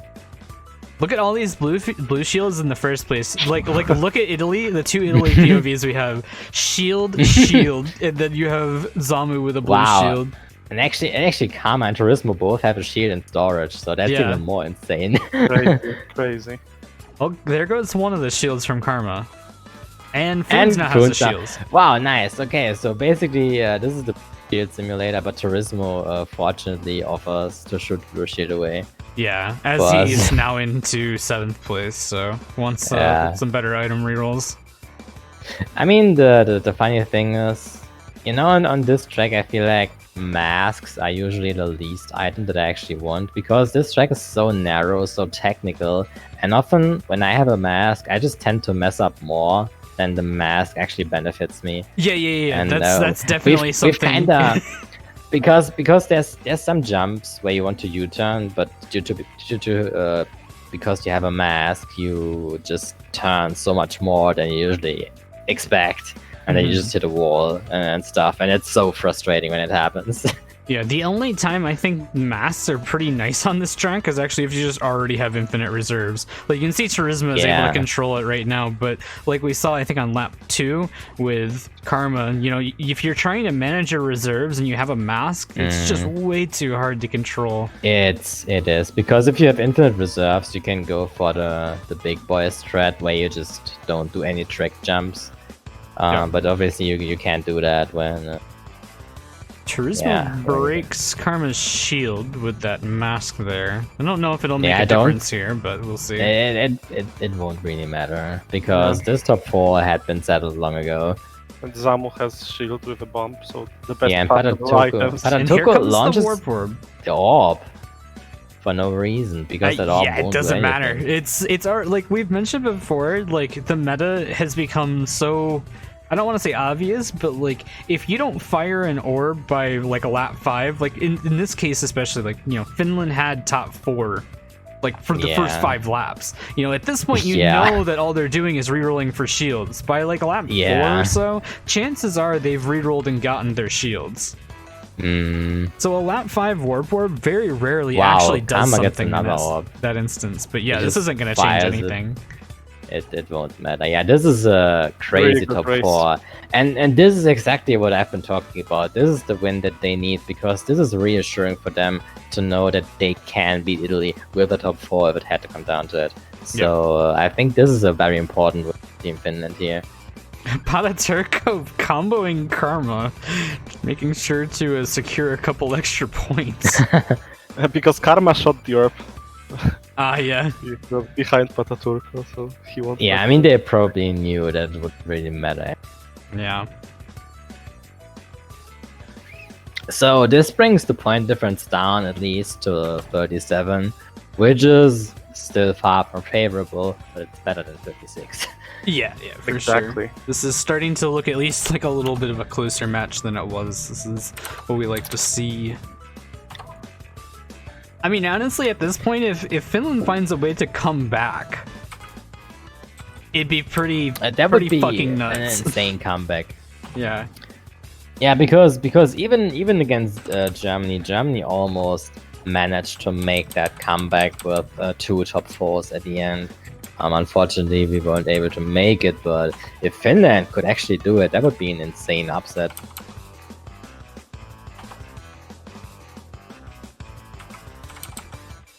But then again, if Jungle Boogie is actually the deciding track Oh my gosh. for this match, Fucking please. No way.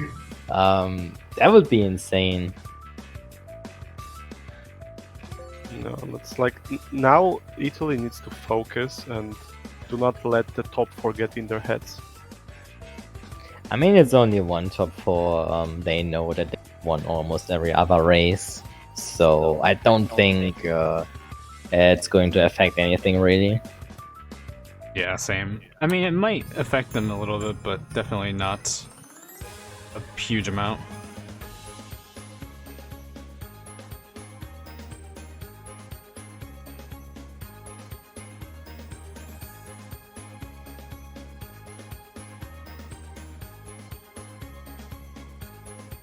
Right. Into the loading screen. I think if Jungle Boogie is indeed the deciding factor, the deciding track, we should play some good old Crash Bandicoot Carnival soundtrack. What the hell? No. Just for the love of it.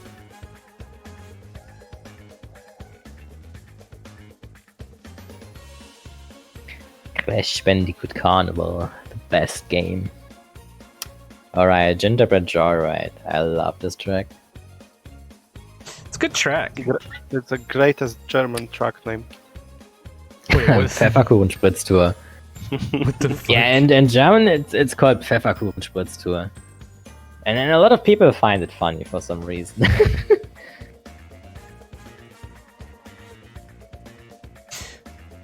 Okay, Foon's getting an early lead off the start. Karma gets taken down. Onks is right behind Foon's, followed by Turismo and Pataturco. Karma.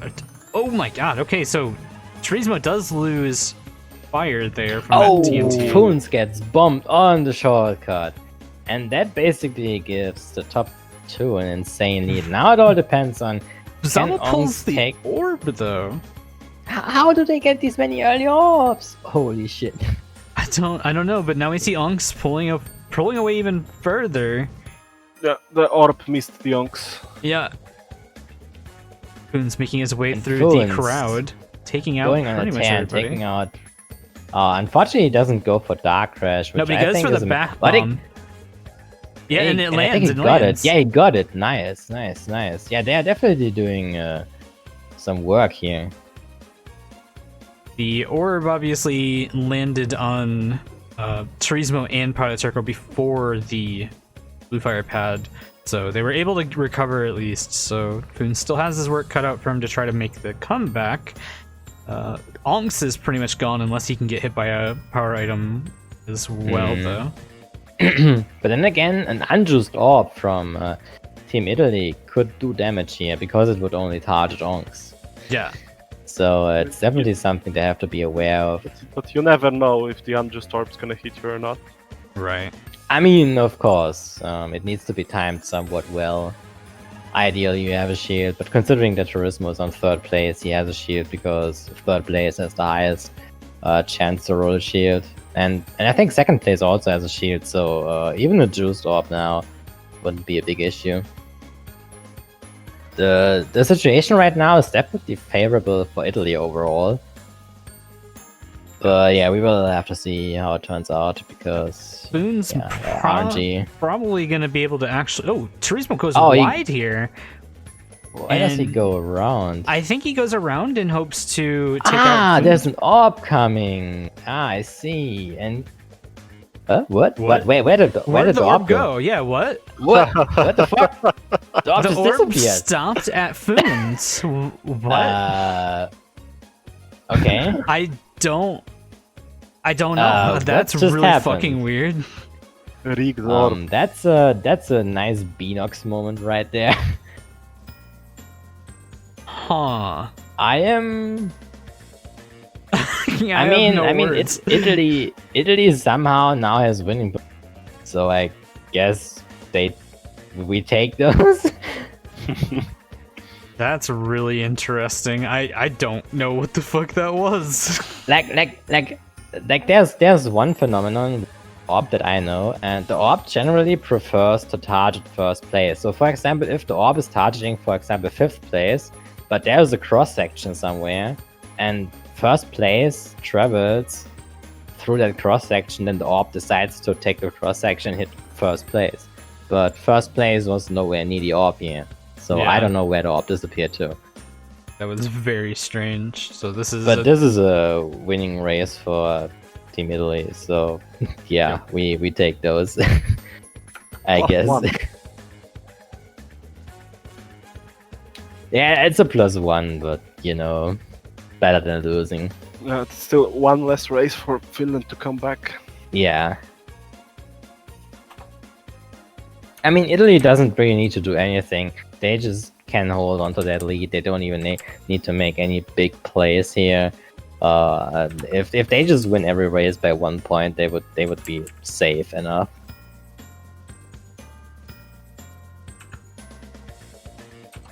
I feel like that orb could have definitely have a lot of impact.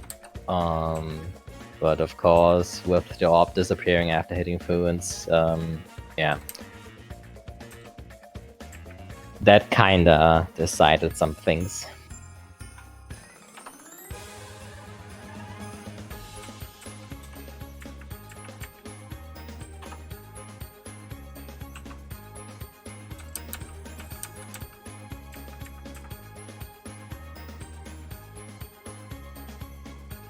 Alright, my brain is really bad, so I had to think really hard there.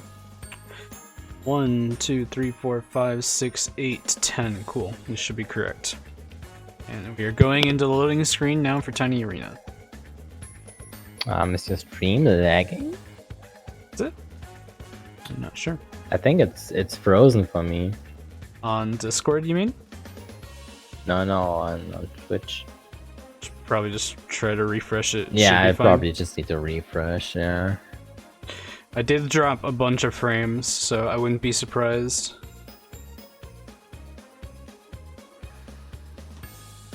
ISP is just being really weird today. We were fine except for that start, and then just a few minutes ago we lost a bunch of frames again.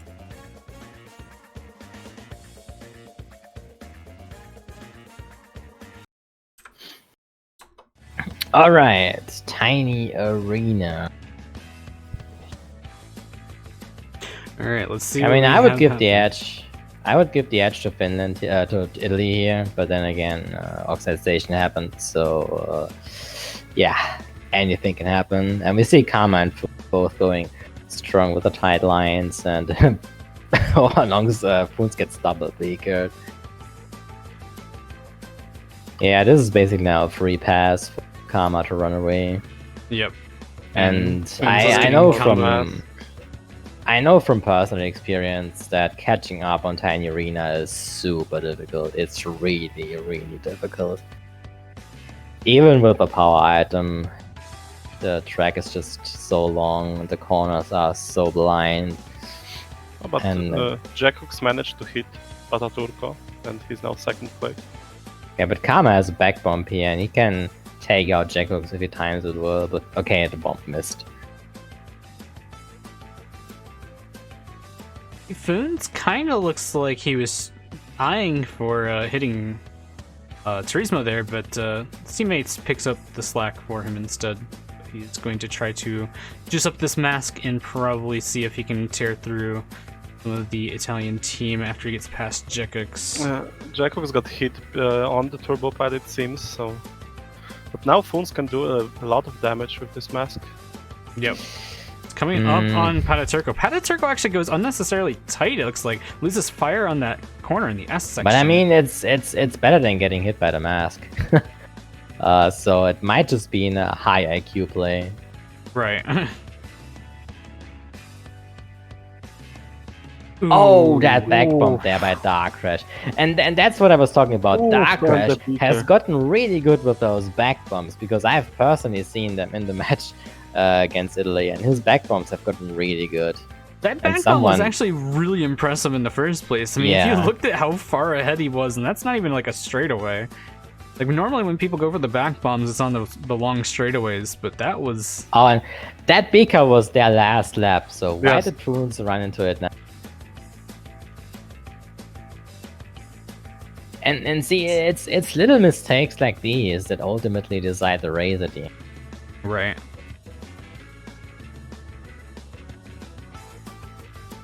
So, currently Karma way out in front, followed by Oxide. No, it's not Oxide. That is Start It's Crash. Dark Crash. Yeah. And then, like, that's a huge gap between those two, and then to Onks. Yeah, we can assume that top 2 is basically guaranteed right now. So the question is, I mean, third can still change, but every other position is basically still in contention. So we might be seeing some good plays here. Maybe some position changes. Right. For the better or worse. Turismo has a lock on him for some reason. Oh, it seemed to be. Okay, it was probably a glitch, but Turismo on a killing spree. Right there, taking everyone out.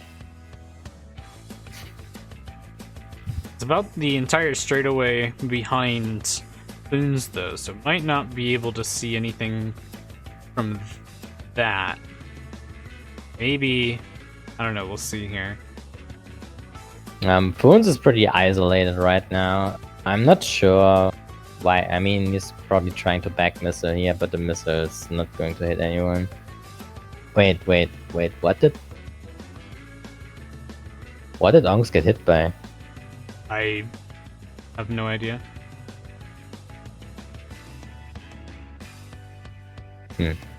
Weird.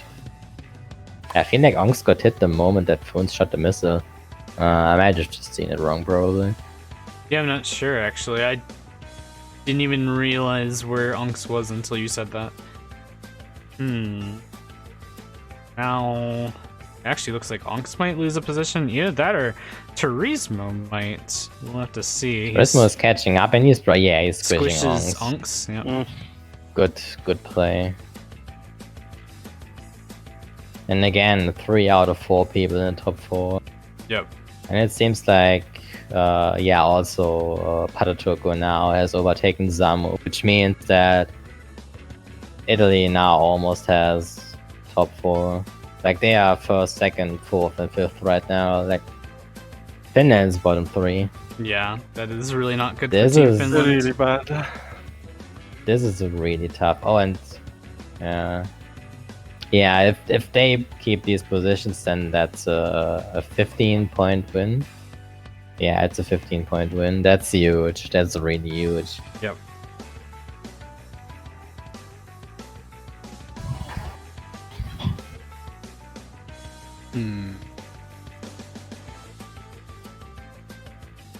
All right. 53 points, 5 tracks. This is Yeah. really rough. Yep. Yeah. Okay, guys, I need to go. Okay. Thanks for Alright. having me, and Yeah, it was. I won't fun. be able to watch the rest of the match, so I hope it's gonna be interesting. It will be for sure. Hopefully, it ends up being a little more interesting than this. Yeah. Are you saying it wasn't interesting so far? Kinda. That's kinda toxic. Is it? I mean, it's been interesting, but it ain't close at all. yeah, that's definitely true. It's been mostly domination by Italy. I guess I can get behind that. Okay, take care, guys. See Goodbye. you later. Yeah, see ya. Yeah, we will be joined by someone else, maybe. Probably not. Okay, probably not, I guess. I already asked. The answer is probably not. Oh, damn.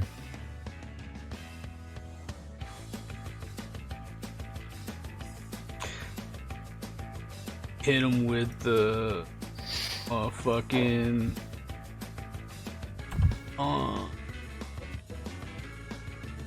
damn. All right, so either host switch or subs. I'm not sure. I don't think they are going to switch hosts. I also don't think they are going to sub in anyone. I feel like both teams are playing with their best lineup. I don't really know what they would want to change. I'll just show you what I'm looking at.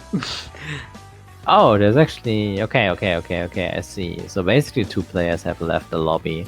Yeah. Which is Turismo and Jackox. yeah, Turismo and Jacobs have left the lobby.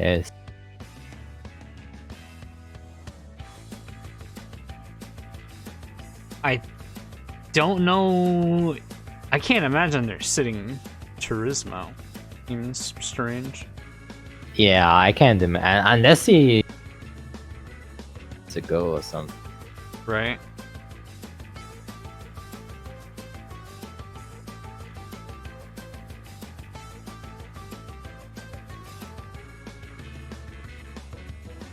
Okay, no. Yeah, Turismo is back in the lobby. Okay.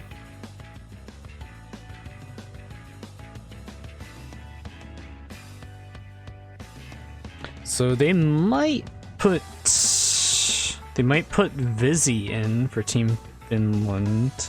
We'll see.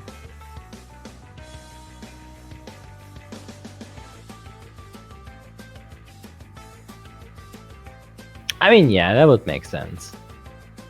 Yeah. I don't know. It's like I said earlier.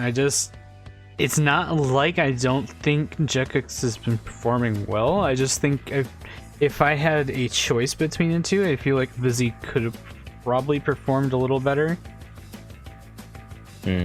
That's just my guess, though. I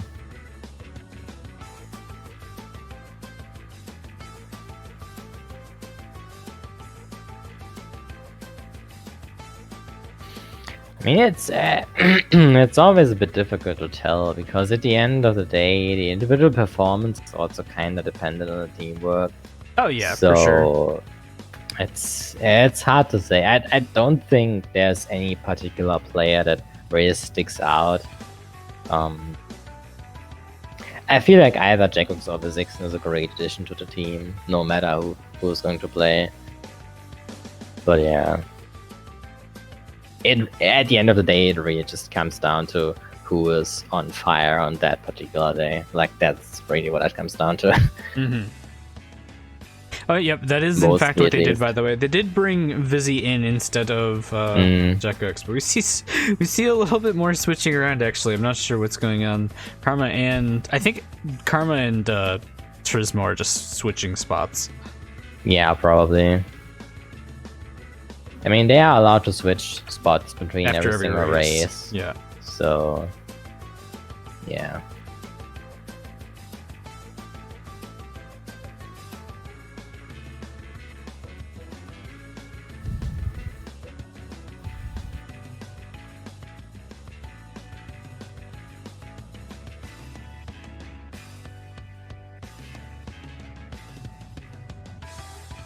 Alright, we finally going into the loading screen.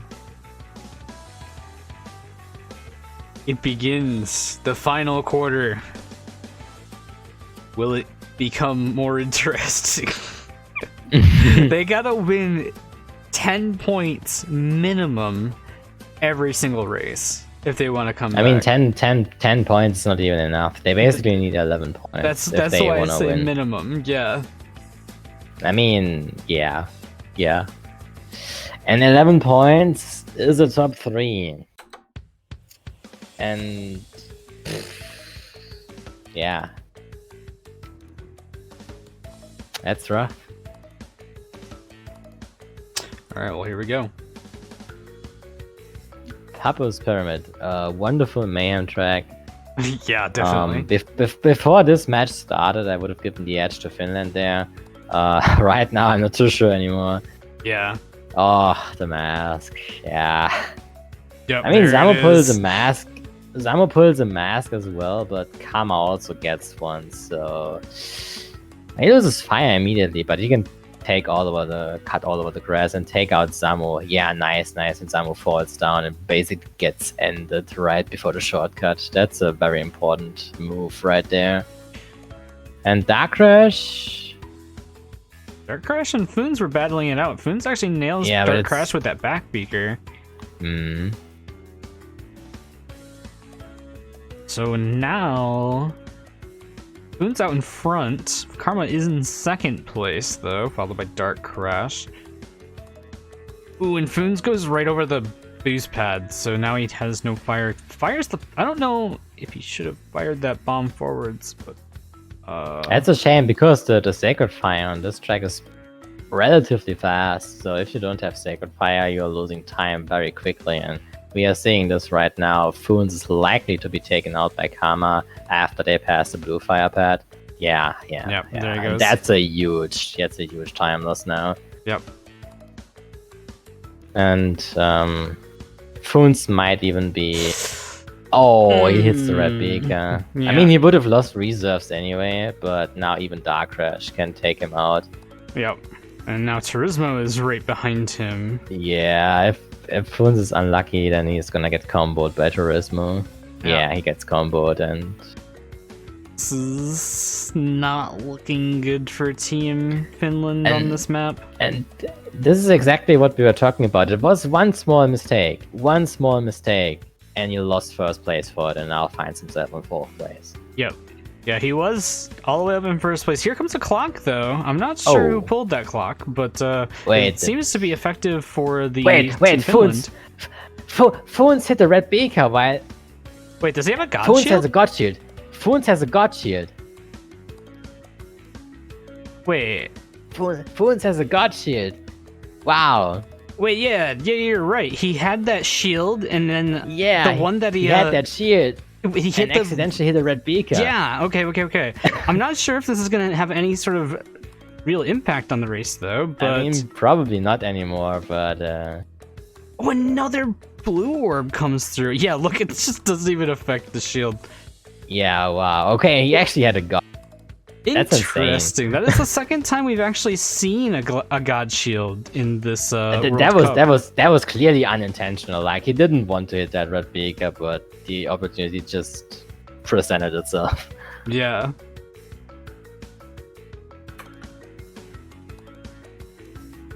All right, so let's get the scores updated. Kind of interesting because he even had 2 shields. Yeah. So, I don't know. It's just really like obviously when you have a blue shield at that point, like a god shield, you don't really have an interest in rolling another item, but yeah.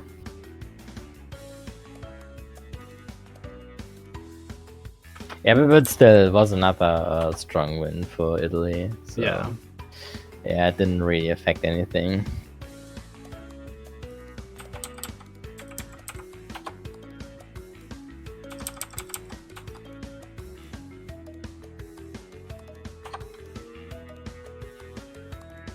Math hard.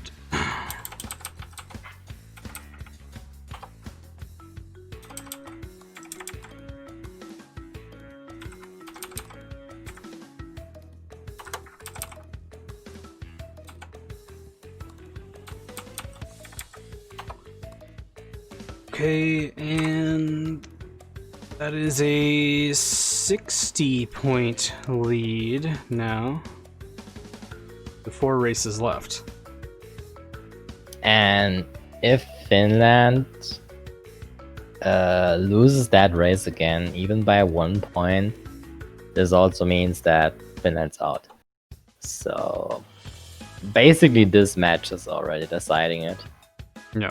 If Italy wins here, even if it's only 1 point, then they can stop playing.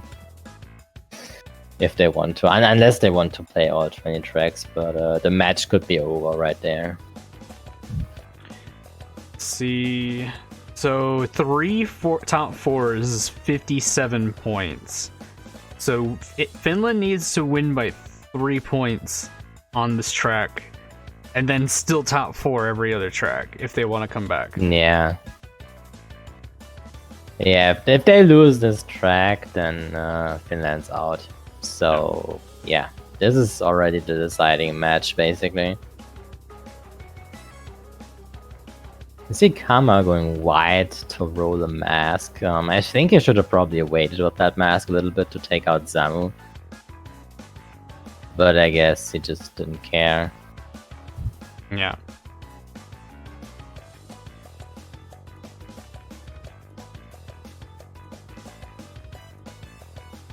Currently, I think that's Pataturco out in front, followed by Dark Crash. We are already seeing a strong start, a strong top 2. The lead isn't particularly big, but it's definitely worth noting. Yep.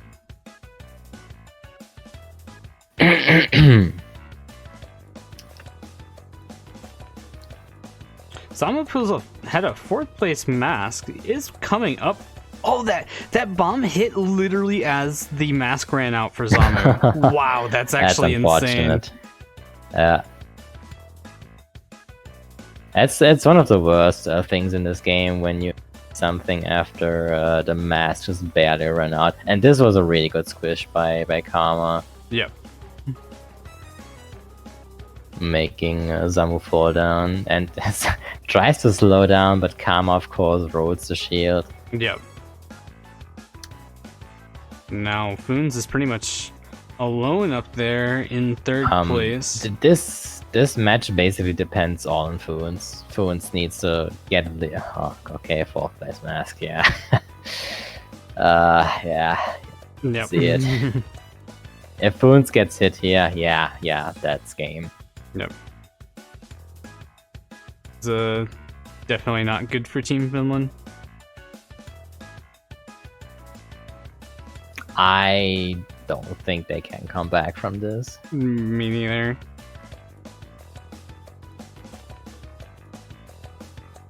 Something insane would need to happen. Yeah. And Fuens gets squished now, top 4 for Italy. Yeah, this is... I mean, I don't want to be too pessimistic about it, but we all know how NF is, and we all know how difficult comebacks in general are. Yeah, with top 3 being broken away completely here, I don't see a comeback happen. Yeah, no. If they win that race, then it's game. This is going to be basically the biggest blowout, actually, of the whole World Cup bracket stage so far. I think from all matches in the final bracket list, like, this was the most one-sided stomp. Which is really surprising, if you ask me. Thunderstruck lost fire, but yeah, this is game right there. Yeah, they won. Yeah, very well played from Italy. Very well played. Yep. They definitely came in strong. They went out strong, and this is a strong top 3. And Turismo pulls the. This is just rubbing salt into the. Yeah. This. Wait, what? What is? Imagine. I mean, Turismo probably doesn't care anyway, but. Right. Yeah.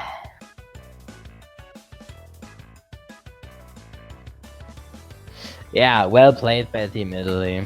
Well played.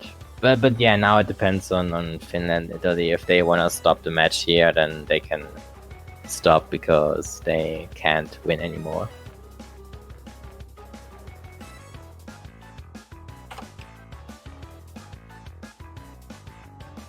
Me scores.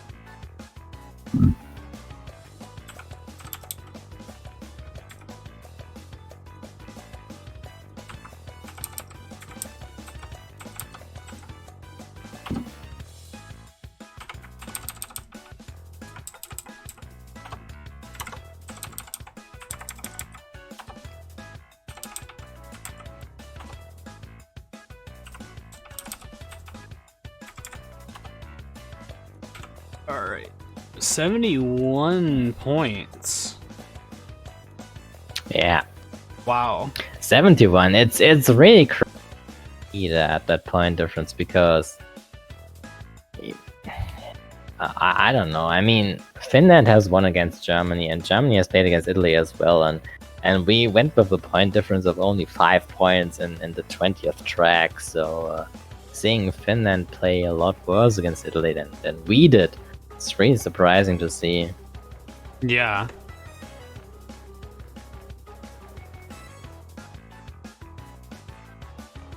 Like, I don't know, like I said, I definitely thought this was going to be probably the closest match. Well, I guess it's impossible to have a closer match than what Qatar versus Saudi Arabia was. I think that's literally going to be the closest match we see in the World Cup, unless we somehow see a tie somewheres. Yeah.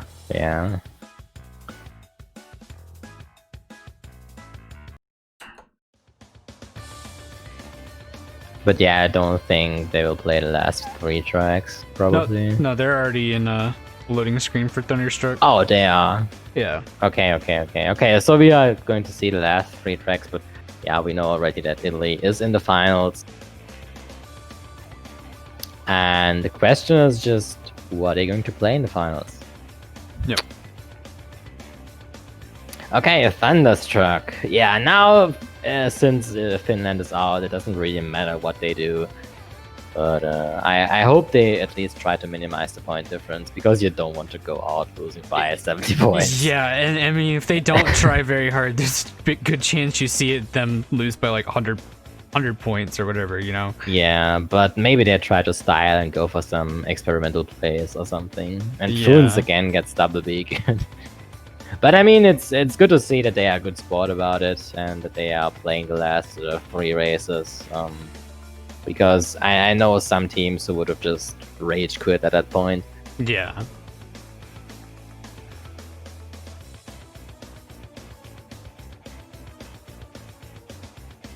But I mean, I know Finland usually has good sports about this kind of stuff, but the whole thing is like it's such a they came off of such a huge high with the groups. Yeah. You know what I mean? Yeah.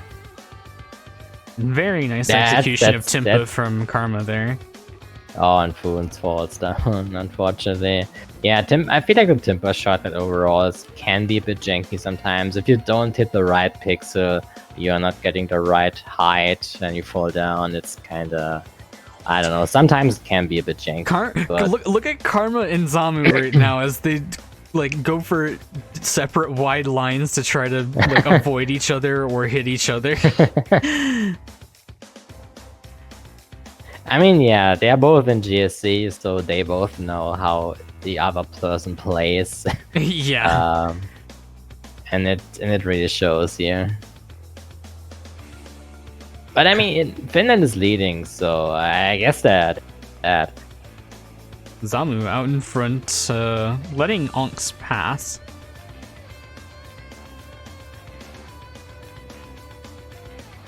Yeah, Zamu usually likes to let people pass so that he can stay behind and basically try to secure the lead and hit people who are approaching. Yep. That's what he likes to do. Pada that is right behind. Oh, that beacon. Actually, I think Onks locks fire or something. Yeah, he's gonna wait and he takes out Pada, but this is kind of not really a great spot to hit. Oh, Pada and he gets him with a back bump. He does wow. combo him, but like it's right in front of the STP. I don't know how useful it is. I mean, it's still obviously time yeah, obviously it's still 2 hits worth of a time loss, but he would have found a way to make contact like after the STP. It would have been bigger. Yeah, the big issue on Thunderstruck is there's few spots, especially when you have the fast blue fire, where you can really efficiently back bomb people because you are going so fast and the track doesn't really have any long straight sections. And the section before the STP is usually the best spot to hit people since they need to go between the pendulums and basically they're limited to like a very tight line. Yeah, they are limited to a tight line, and it makes it easier to actually hit someone because you kind of know where they are driving on. Yeah. So we did see a clock come out there and a warp orb, all kind of within a short time period. Zamu still out here leading the pack with Onks in second place. It hasn't really affected anything since the positions have barely changed at all. Zamu pulls the first place there. Yeah, it's a nice small win for Team Finland. Not a huge win, but yeah. It's a 5-point win. Oh no, the Zixon dropped down. Okay, it's only 3 points. Yep. They would have needed that 3 points earlier. Oh, the Zixon actually got 6. Oh, nice. Okay, that's 5 points then.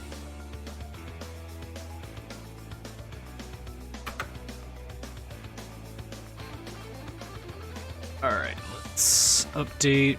Yeah, because I mean, at the very least, it would be nice if it ends up at least looking closer than it currently does when the scores are all said and done. But I mean, it could also look even worse than it did before. So. True. Yeah. I mean, one thing that is probably worth mentioning, Finland is not completely, I mean, obviously they are out, but they are still going to play the third place match against whoever loses USA versus Peru. So, yeah. They still have a chance to get third place overall, which would be a strong finish, if we are honest here. I actually completely forgot about the bronze medal match. I mean, it won't be as high as Grand Final. It will still be a good match, hopefully. Yeah.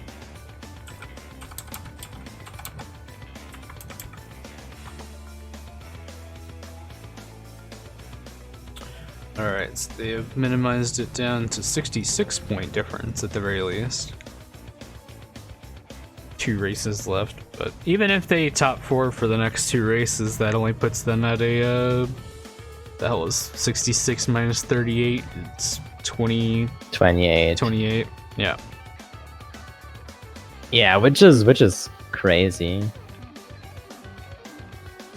It's a lot more than I would have thought. Like Finland has had a really good seeding stage. Seeding stage especially went fantastic for Finland. They've come out on top overall.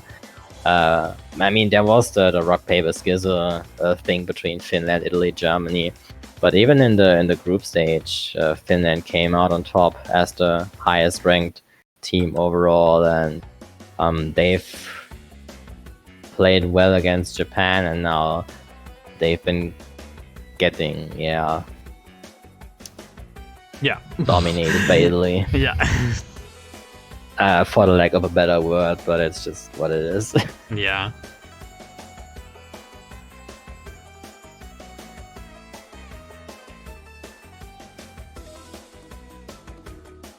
Alright, we are in the loading screen for Twilight Tour now.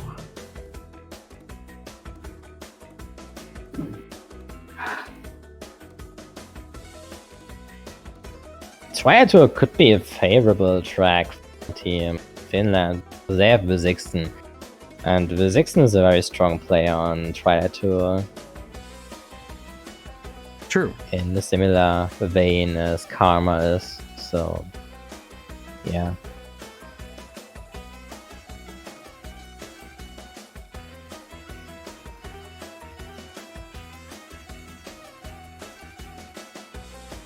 Alright, well, here we go.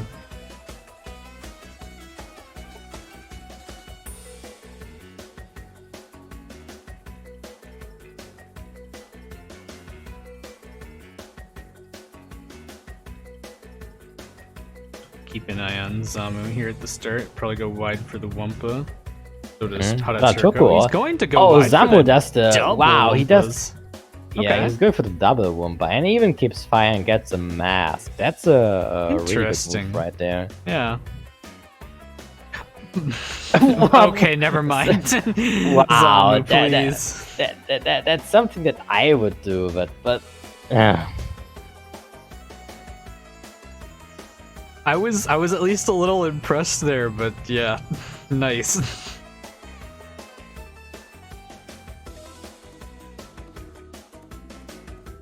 Well, all right. So I think that's Turco with the Coco, the Rustling Coco. it's one of the Italian players. Oh wait, no, it's not. No, it's not. It's not Pataturgo. I think that's Dark Crush. That's Dark Crush. Yeah, it's gotta be Dark it has Crush. to be then. Dark Crush. Yeah, because Pataturko is the one in 8th right now. Yeah, he's the red ninja pendant. Yep.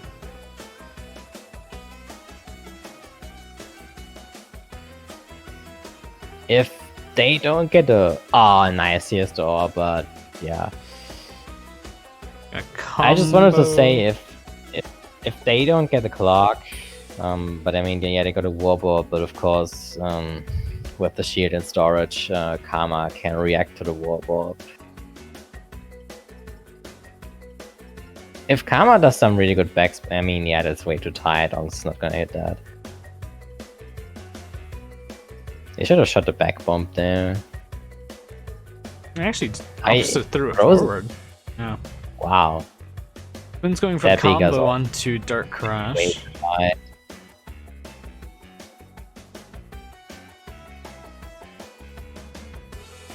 Yeah, a lot of these item placements are just so tight that I can't imagine anybody's actually gonna hit Yeah, them. those are timed. I'm going to hit that. If at all, he's going to hit these items himself. Yeah, we'll see here. Because he is unprotected now going into this. Traps. Oh, he traps the crate. bonks. That's really good. If Ongs runs into it, okay. Yeah, and there he managed is. He actually hits the nitro. Yeah. We called it. Yeah. to- Yeah, he hits the nitro because he goes way too tight. Oh, Onks goes and passes him up. That was another actually really. I think that's a really tight Wait, Giga spot, but it was really Wait, did decent. What? Ongs Wait. Onks is in third. Karma's first again. Onks hit something. I don't know what happened with Onks, yeah. And here comes a Warp Orb. Wow. Crazy. If Karma now gets a shield, I mean, yeah.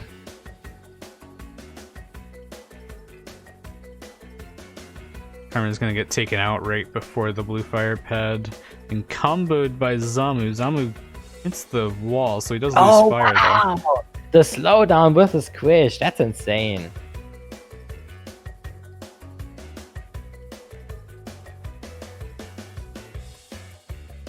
That was really good. Like, Zamu went for the back bomb, doesn't land, and he actually might lose a position. Fire. Yeah. And he's gonna, wow. Yep. Karma takes the first place finish there, actually. And I think that's overall, it's still a win though for Team Finland. 2-3. It's not a big win, but it's at least something. 2-3-5-6. It's like a 1 point.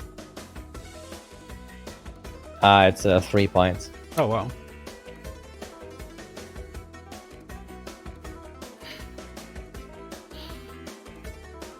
Okay, last race.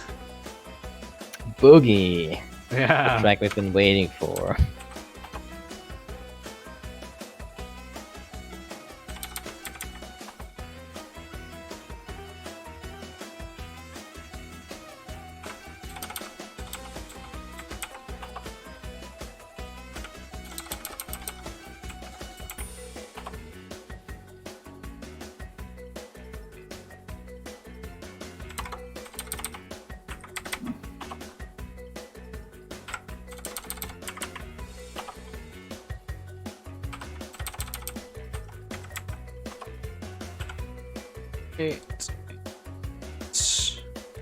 Where is the updated scores?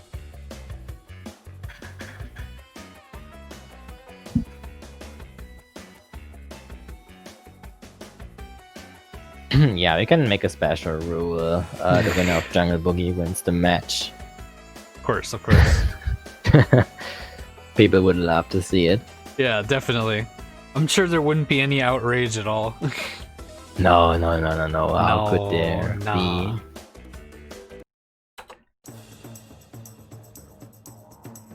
Alright, we're getting ready to go in the loading screen. In the same way, nobody would totally unbiased commentary. True. Ah, well.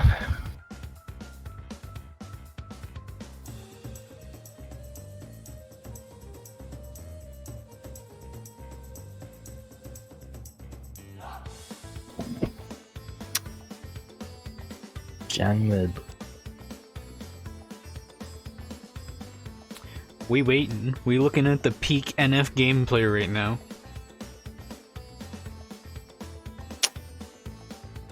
It's gonna be a mayhem.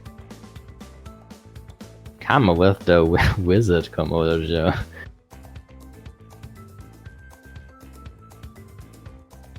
My man is trolling.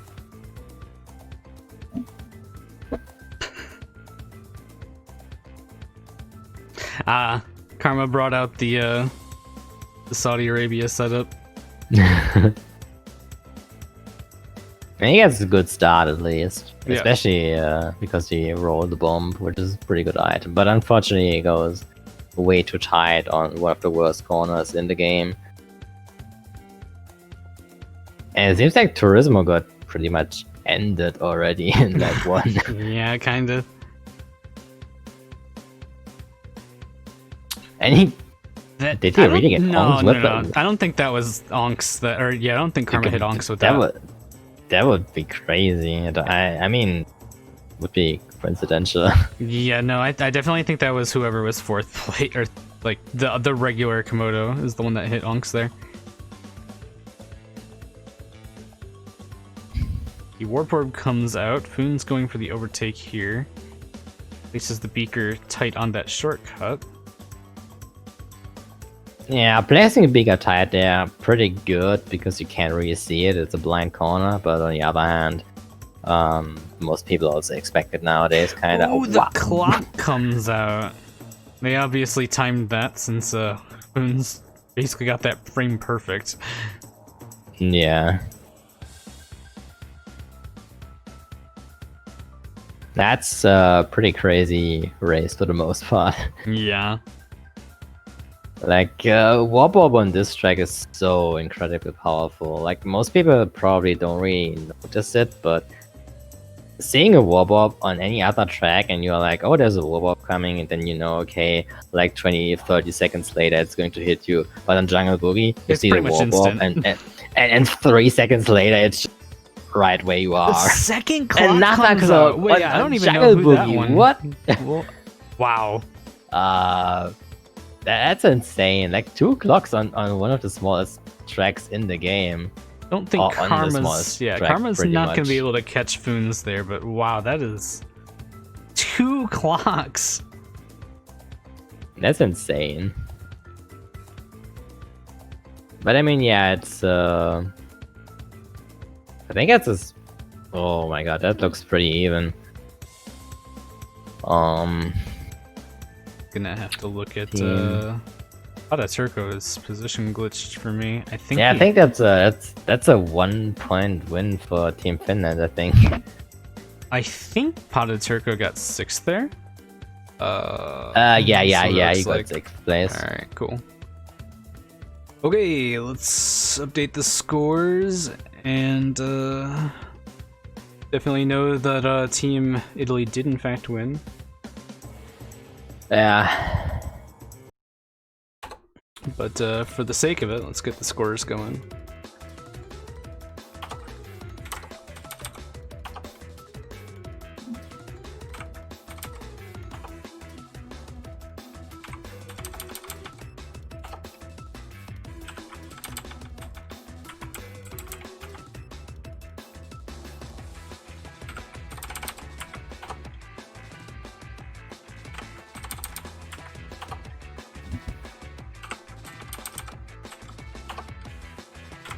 Okay, 60 points. Oh wait.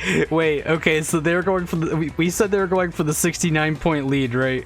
But they did us something better. The 420 points. The 420 points. Wow. They didn't go for the 69-point lead. They went for the 420.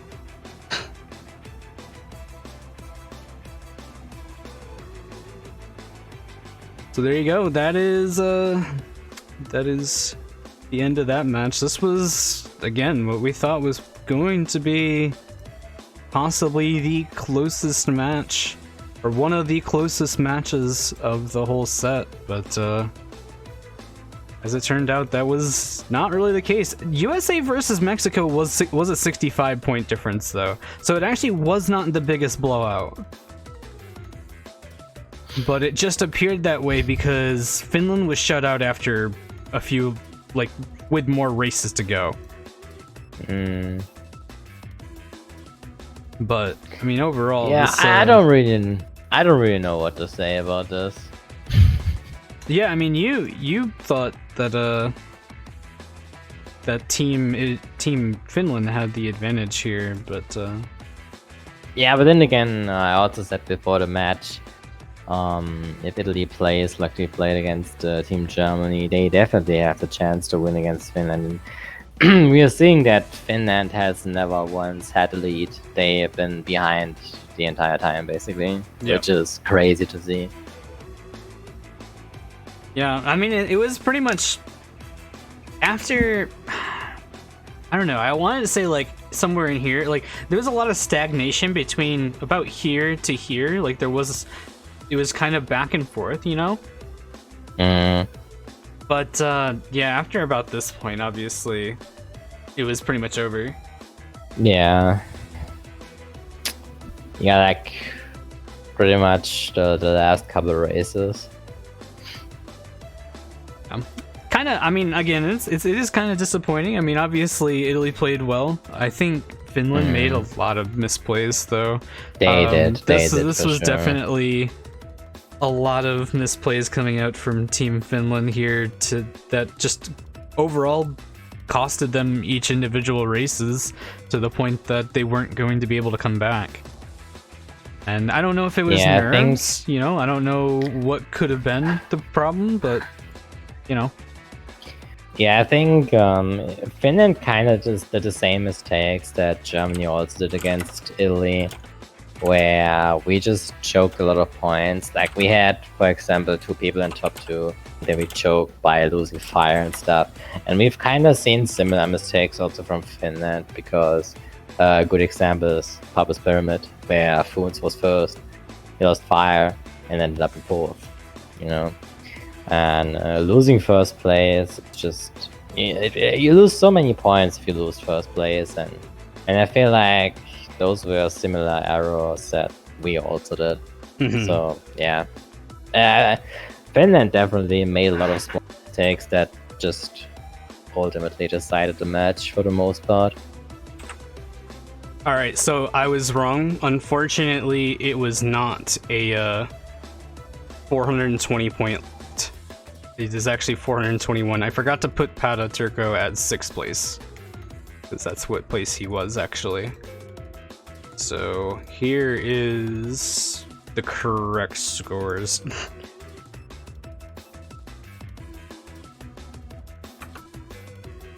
What the fuck? Why is... Hang on. Nice. Wow.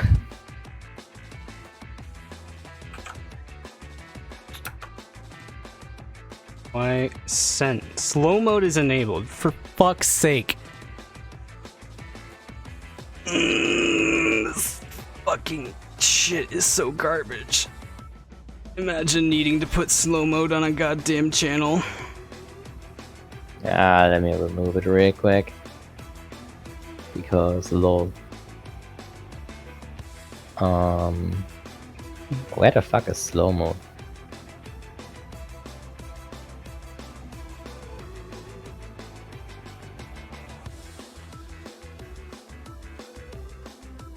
It's okay if you can't find it in the next 10 seconds. Yeah, I know where it is now.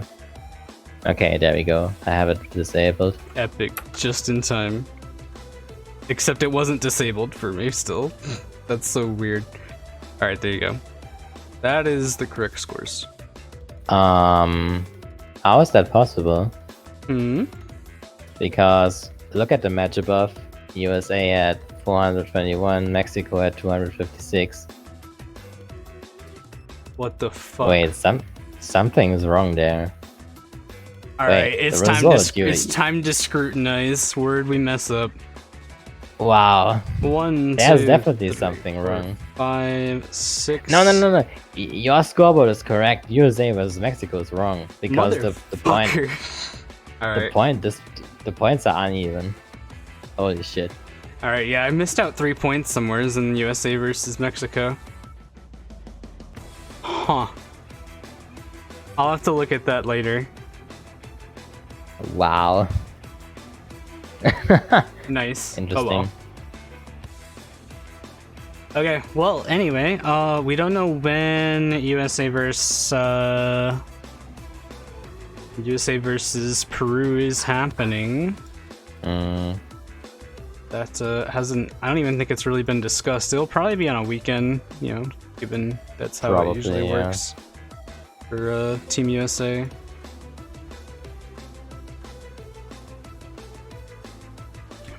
But anyway, I'm gonna kill the stream. Hopefully, the remaining matches ends up being at least a little bit closer. Don't want to see people run away too hard. Yeah. Yeah, who knows?